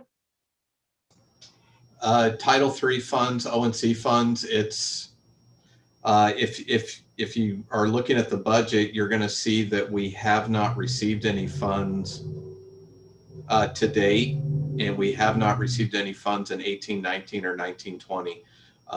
So really we have an unspent amount from years ago that the only revenue that's really been coming in is the pool and bond interest is the only revenue that's really been coming in and building on that balance each year. So, and I'm not sure I mean, that's subject to federal regulations. And I think we've seen a lot of information about SRS payments and ONC and Title II, Title III, all the various federal funds tied to that there's just a lot of question marks. Mr. Chair, if I may, I had reached out to our emergency manager and asked him to help me kind of navigate this. And his response was, OSU has a webinar series. The Zoom link takes you to the scheduled topics. All are recorded and can be viewed at a later time. And I've been viewing them. We will be putting out an email in Everbridge later today, which they did. And it was telling people about the webinars. And he said, I have had conversations with OSU and local fire districts. They are the subject matter experts, and the hope is the fire districts, being supported by OSU and emergency management, will be able to start holding local conversations in various areas throughout the county. So I take this to be the subject matter experts are OSU that already have this done, and fire districts, the local fire districts, and they are being, and Being supported by OSU and emergency management, they will be able to start holding local conversations in various areas throughout the county. So I think at this point, what I would be inclined to do is to let the subject matter experts take the lead on this. I don't know, that's just how I'm kind of trying to incorporate what Sergeant Young is suggesting and just my initial response to it. Thank you. Chair, if I may, OSU Extension is in conversation. So the reason why Soil Water Conservation District is on this is because they have more ready access to working with, everyone. They're like a central point of communication. They talk to landowners, they talk to foresters, and they talk to the forestry department. So what they're doing is really acting as the convener here. OSU Extension, the fire education program is likely involved. I've seen some of their email back and forth about it. I know that they are part of it. If the amount is, I want to make sure that people in our community are prepared for what will likely be more wildfires in our communities. If we can help with the money that we already have allocated through the process of the budget that we have right now, I am all for that. If it's too large an amount, because it sounds like Commissioner Bershauer has some concerns about the quantity, the total, given the budget being, essentially 81,800. I think that the Soil Water Conservation District could probably use 5,000 and still get in-kind contributions from all these other organizations that we've seen here. Part of it is, though, it is, while we have subject matter experts on wildfire prevention, for example, there are people who run their saws on a daily basis and teach people how to run their saws on a daily basis. And that's one of the values of having that in person, because OSU Extension, I'm in regular communication with their fire educators. And they bring in experts on running saws when they need to. But I appreciate your thoughts and thank you for engaging in this. Well, thank you. No, the only piece about this that I had I had some questions about was, again, the whole administrative part of it, and I don't want to use Commissioner Bershauer's term, but reinventing the wheel. If we already have something going, to go ahead and put something else together when it's already been done. That was the only piece that kind of tripped me up. Okay, so do we have a motion somebody would like to present at this time? We've got some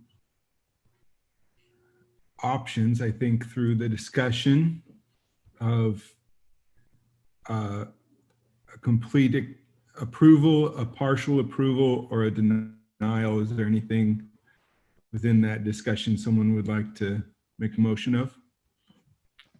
I would move that we approve the 10,000 to for the Firewise communities wildfire education workshops.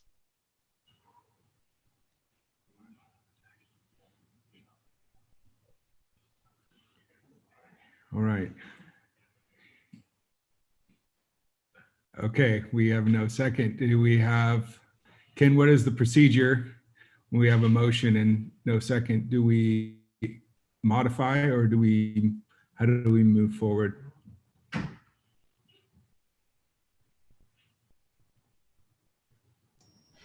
There we go. I got to brush up on my Robert's rules. I believe if there was a motion and no second, then the motion doesn't move forward. The motion dies. And so you've been open for another motion. All right. We are open for another motion on the wildlife prevention workshop. Mr. Chair, I'd like to make a motion for further input from our emergency manager. I don't want to, I don't want to kill this if there's a reason why it should live and thrive and do good things in the county. But I also, again, I'm deferring to our emergency manager, and I think if he had blessed it, I would have felt a little more comfort. But that's not the inclination that he had. But I would love to be able to keep the conversation going. And Sure. Does that, sorry. does it mean that we have to, if we table this to get more information, how would that work, Ken? What I would probably recommend is if there's no motion, so then there's no action taken on it, it would just, there is no action taken on it to approve or deny. And then this is something that the Board of Commissioners can take up at a future board session to have that discussion. Like I was saying before, the budget, the funds have been appropriated fully. We keep the funds fully appropriated in Title III. So as far as the budgetary action, I don't think it's required to happen today. It's all, you know, the funds are fully appropriated as soon as the committee gets to the final action that the committee needs to take, which is approving the budget as amended. And so I think that would allow for further discussions and even for Soil and Water to present their proposal to the Board of Commissioners later on. So thank you, Ken. So that we really don't have a budgetary action we have to do, that the money is there and it's sitting there. And if we just get more input from Soil and Water and from our emergency manager at a board session, we could actually go ahead and approve this. And I would imagine we'd want to do it fairly soon because time's a wasting. And that's where we would have to revisit the process, and we probably, if the board elected to schedule the topic, then we'd have to schedule the hearing and everything associated with making the funds available if they decide to proceed with the project, which we can do. So could we put that on the agenda for, I don't know what next week looks like, or is that too soon? We can do that. Commissioner Kula, is that acceptable? Yeah, definitely. As long as we have enough time, I want to make sure that we have time for something in this, growing season, as it were. And I'm looking back through my emails with Sergeant Young too, and seeing the timeline, including the connections that I made between OSU Extension fire educators and Sergeant Young. So it would be great to have him here. Thank you. Thank you. All right. So we are going to no action taken. All right. Moving on to personnel requests. And Ken, I'm sorry. go ahead, Ken. I was going to ask you if you had a. So you have some options, because all of these requests, this is a typical part of the process. There's memorandums justifying the requests or the actions to be taken. Everything's built into the budget. And unless, it's up to the committee, but you could, if you wanted to, you could actually do a motion to approve the personnel requests as a group, where you don't necessarily have to go through each individual item, but all of the reclass requests and the new positions and everything is what had been presented during the budget process, and there's memorandums for each one provided in the document. Chair, I move that we approve the personnel requests as a group. I second that. All right, we have a motion and a second. Any further discussion? All right, all in favor of approving the personnel request as stated, signify by saying aye. Aye. Aye. Aye. Any opposed? All right, motion passes. And is there any, we've got the compensation committee recommendations. Commissioners, let's start with commissioners. We have well, there was no request. We have a recommendation of a 3.5% increase to the salary of the MO County commissioners.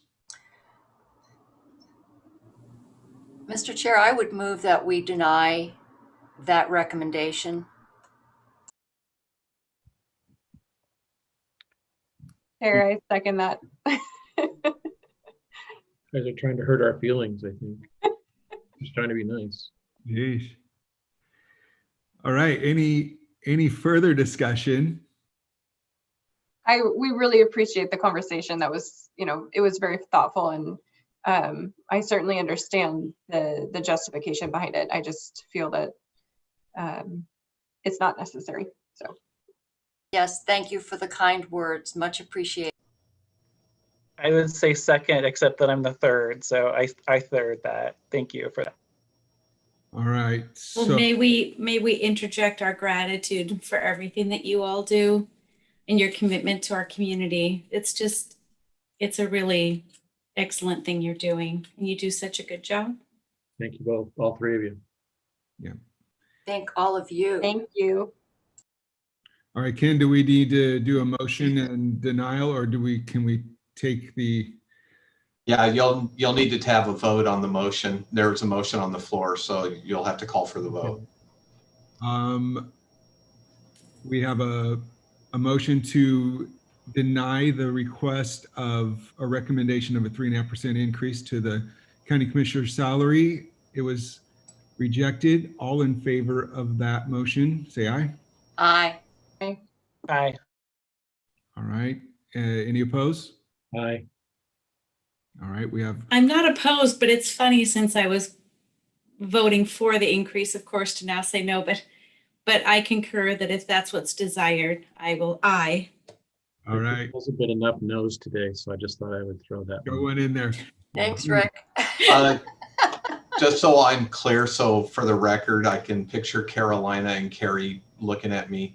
Can we get a recap? Was it No to change. deny? Was everybody aye except for Rick voted in opposition?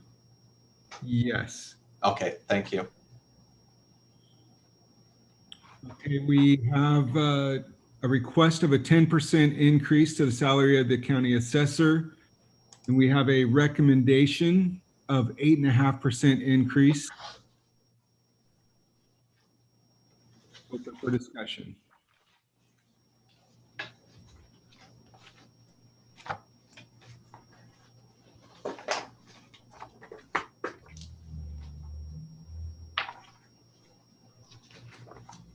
We have a motion. So moved.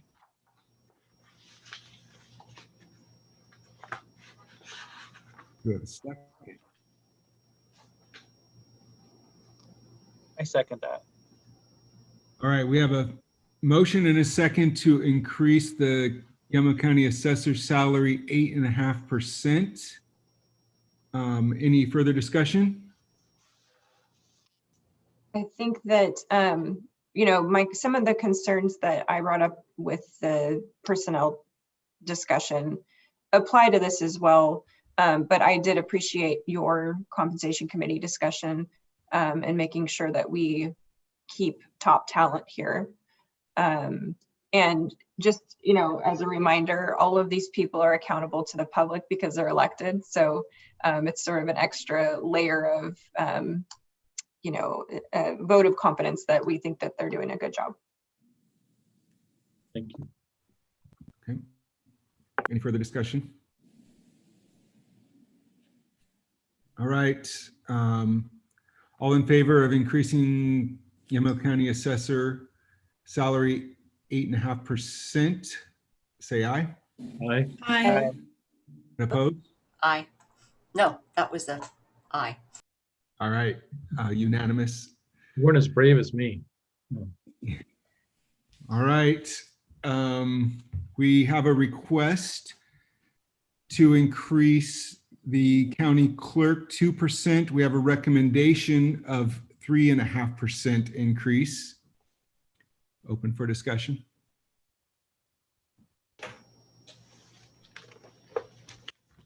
I move that we approve the 3.5% increase for the county clerk. And I second that. Oops. All right, we have a motion and a second to increase the county clerk salary 3.5%. Any further discussion? Right, all in favor of the 3.5% increase to the county clerk, say aye. Aye. Aye. All right, approved. Yamhill County Sheriff, request of 8.5%, recommendation of 8.5%. Open for discussion. I move to approve the increase of 8.5% for the sheriff. Second. All right, we have a motion and a second. Any discussion? Comments? All right, all in favor of Yamhill County Sheriff increase of salary of 8.5%, say aye.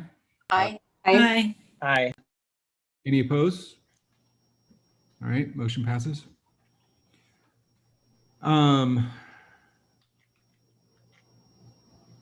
District attorney, if there's no change, do we need to vote on these as well if there's no change? We Correct. do. Okay. We have a recommendation of no change to stipend for the district attorney. Open for discussion. I move that I'm- we approve no change. Pardon me, whoever I spoke over. Second. I second. I do have a question. Yes. If maybe Ken could remind us of how much the last year's stipend increase was it 5 or 8,000? I can't remember. I believe it was 6. 6. Okay.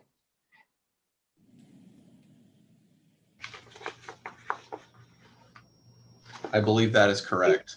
I'm sorry, I'm scrambling through it. I'm trying to keep up with a lot of notes, and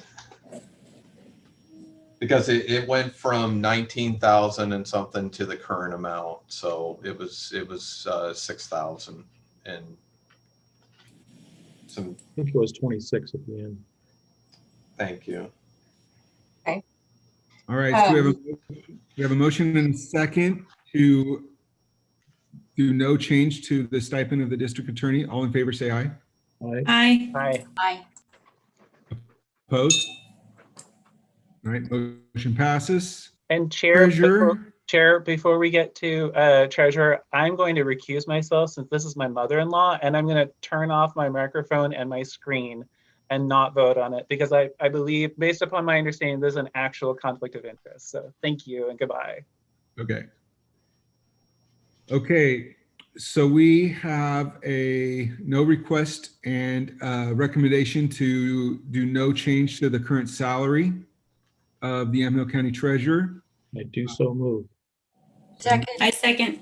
All right, so we have a motion and a second. Any further discussion or comment? All right, all in favor of no change to current salary for Yamhill County Treasurer, say aye. Aye. Aye. All opposed? All right, motion passes. And the one part that I would add, I was going to wait till you went through everything. We're going to make that we'll work with the assessor and the clerk. The assessor, it's a little bit easier. That will, because you approved less than what he had fully budgeted. So that should be an issue with an appropriation. However, the clerk, because you approved more than what he had built into his budget, that means that it's going to increase his appropriation to 1015. So more than likely it'll reduce ending balance and update that salary line in what's being approved. So that'll be one of the items in addition to all the other housekeeping changes that may have been that were presented during the budget presentations. That would be part of when you take action to approve the budget, that we're going to include those changes.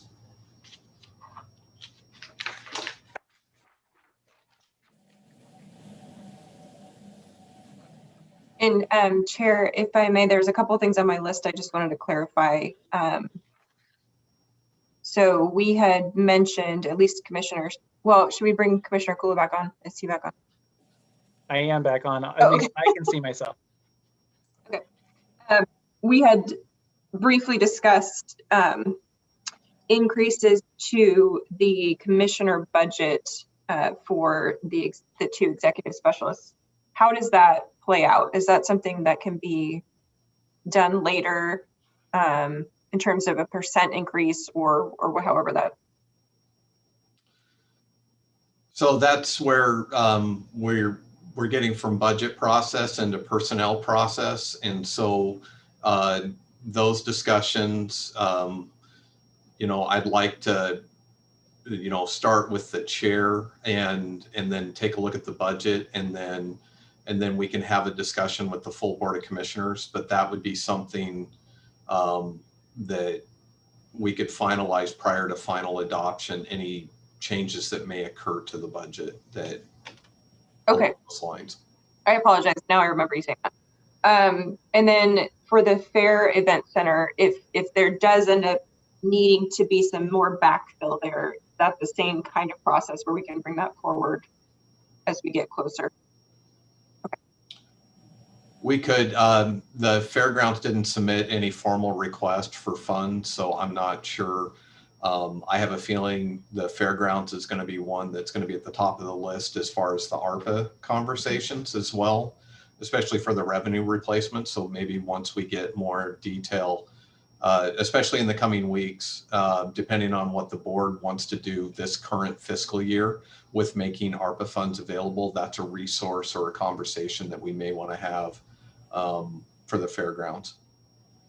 Okay, thank you. That was all of the rest of my list.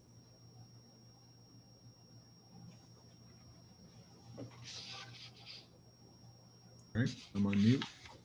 All right, is there any further actions at this time then, Ken? Yes, and probably the easiest way to kind of point you to if you go into last year's meeting minutes towards the front of your budget, and if you go to the second to last page, what we will need, and I'll give everybody a moment. I should read the room. Give everybody a chance to go find it. Thank you for that joke, Ken. Tax rate.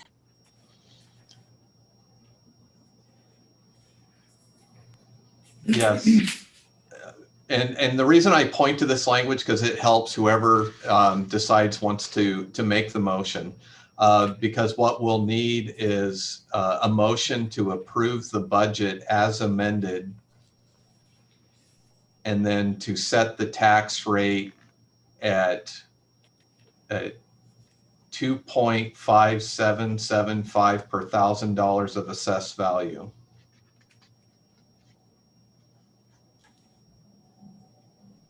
Mr. Chair, I'll make a motion to approve the budget as presented and also to set the tax rate at 2.5775 per thousand, which I'm sorry, Commissioner. It needs to be as amended.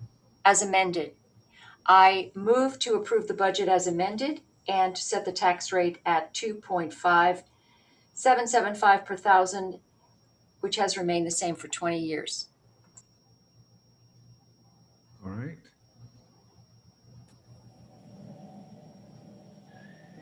Do I have a second? Second. Got a second.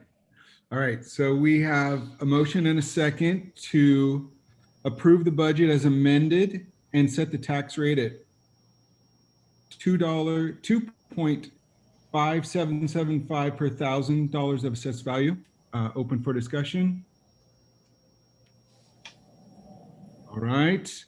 All in favor of approval of the budget as amended and set the tax rate at 2.5775 per $1,000 of assessed value, say aye. Aye. Aye. Opposed? All right, motion passes. Then I just want to note that I am also recusing myself since this is, I think, probably connected to the treasurer's compensation as well. Although I didn't talk to council about that one.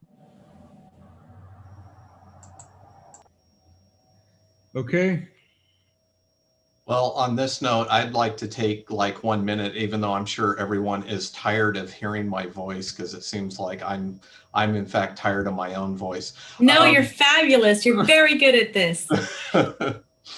I just want to say thank you very much to the entire budget committee, and I really want to recognize Doreen, Rick, and Denny. Your participation in this budget process it's critical to have the citizen input as we go through the budget adoption process. And it's not just because we're required by Oregon budget law to do it, that we're not doing it just simply to check the box. I think your input on the budget is critical. And again, I just want to thank everyone. And I know it's been a rough time to spend 3 days sitting in front of cameras and doing this in a Zoom platform.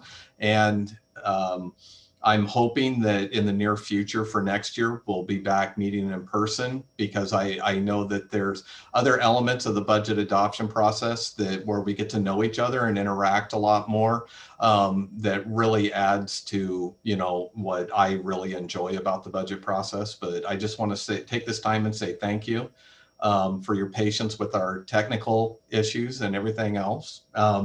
And I also want to emphasize, I just want to recognize the budget team behind the scenes. You would, if we were meeting in room 32, you would see the team.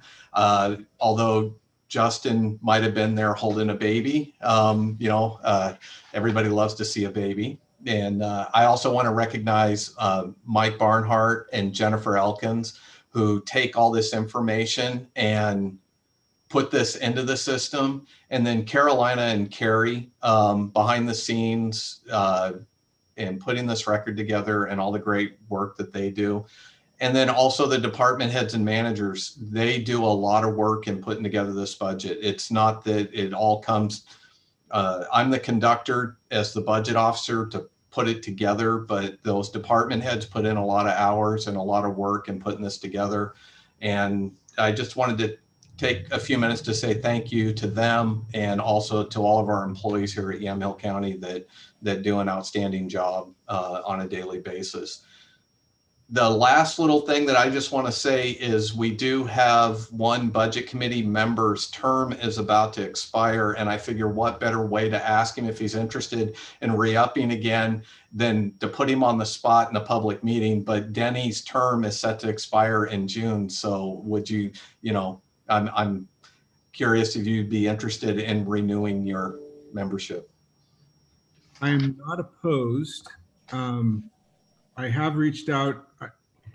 I have some interest in the land use side of things. And I know there's possibly a position there that I would be interested in. But I'm not opposed if that's actually not available. So Nothing would preclude you from participating on potentially both committees. I have a personal conflict. I think it would be, if I got stuck in 3 more days of Zoom meetings, I'm not sure I'd make it. So Run out of rooms? I've run out of places to go at this time right now. Yeah. So yeah, that's my political way of saying maybe. Great. I'm sorry to put you on the spot. I just figured and it'd be a good time. So, Well, I want to thank the budget committee. I tell you, the caliber. I mean, when you look at Rick John and you look at Denny Elmer and now Doreen App, I honestly don't think we could. And we've had some great budget committee members, but you guys and gal woman are just you're just amazing. And I want to thank you for giving up your time, and really, you didn't just sit there, you really participated, and you're our brain trust. And to our team, everybody's worked hard. And I know that Ken Huffer has spent many, many long days, long nights, very stressful, a lot going on, and really appreciate you being the budget officer, because you just a lot of confidence in what you've done. So thank you. Thank you, Ken. Thanks, everybody.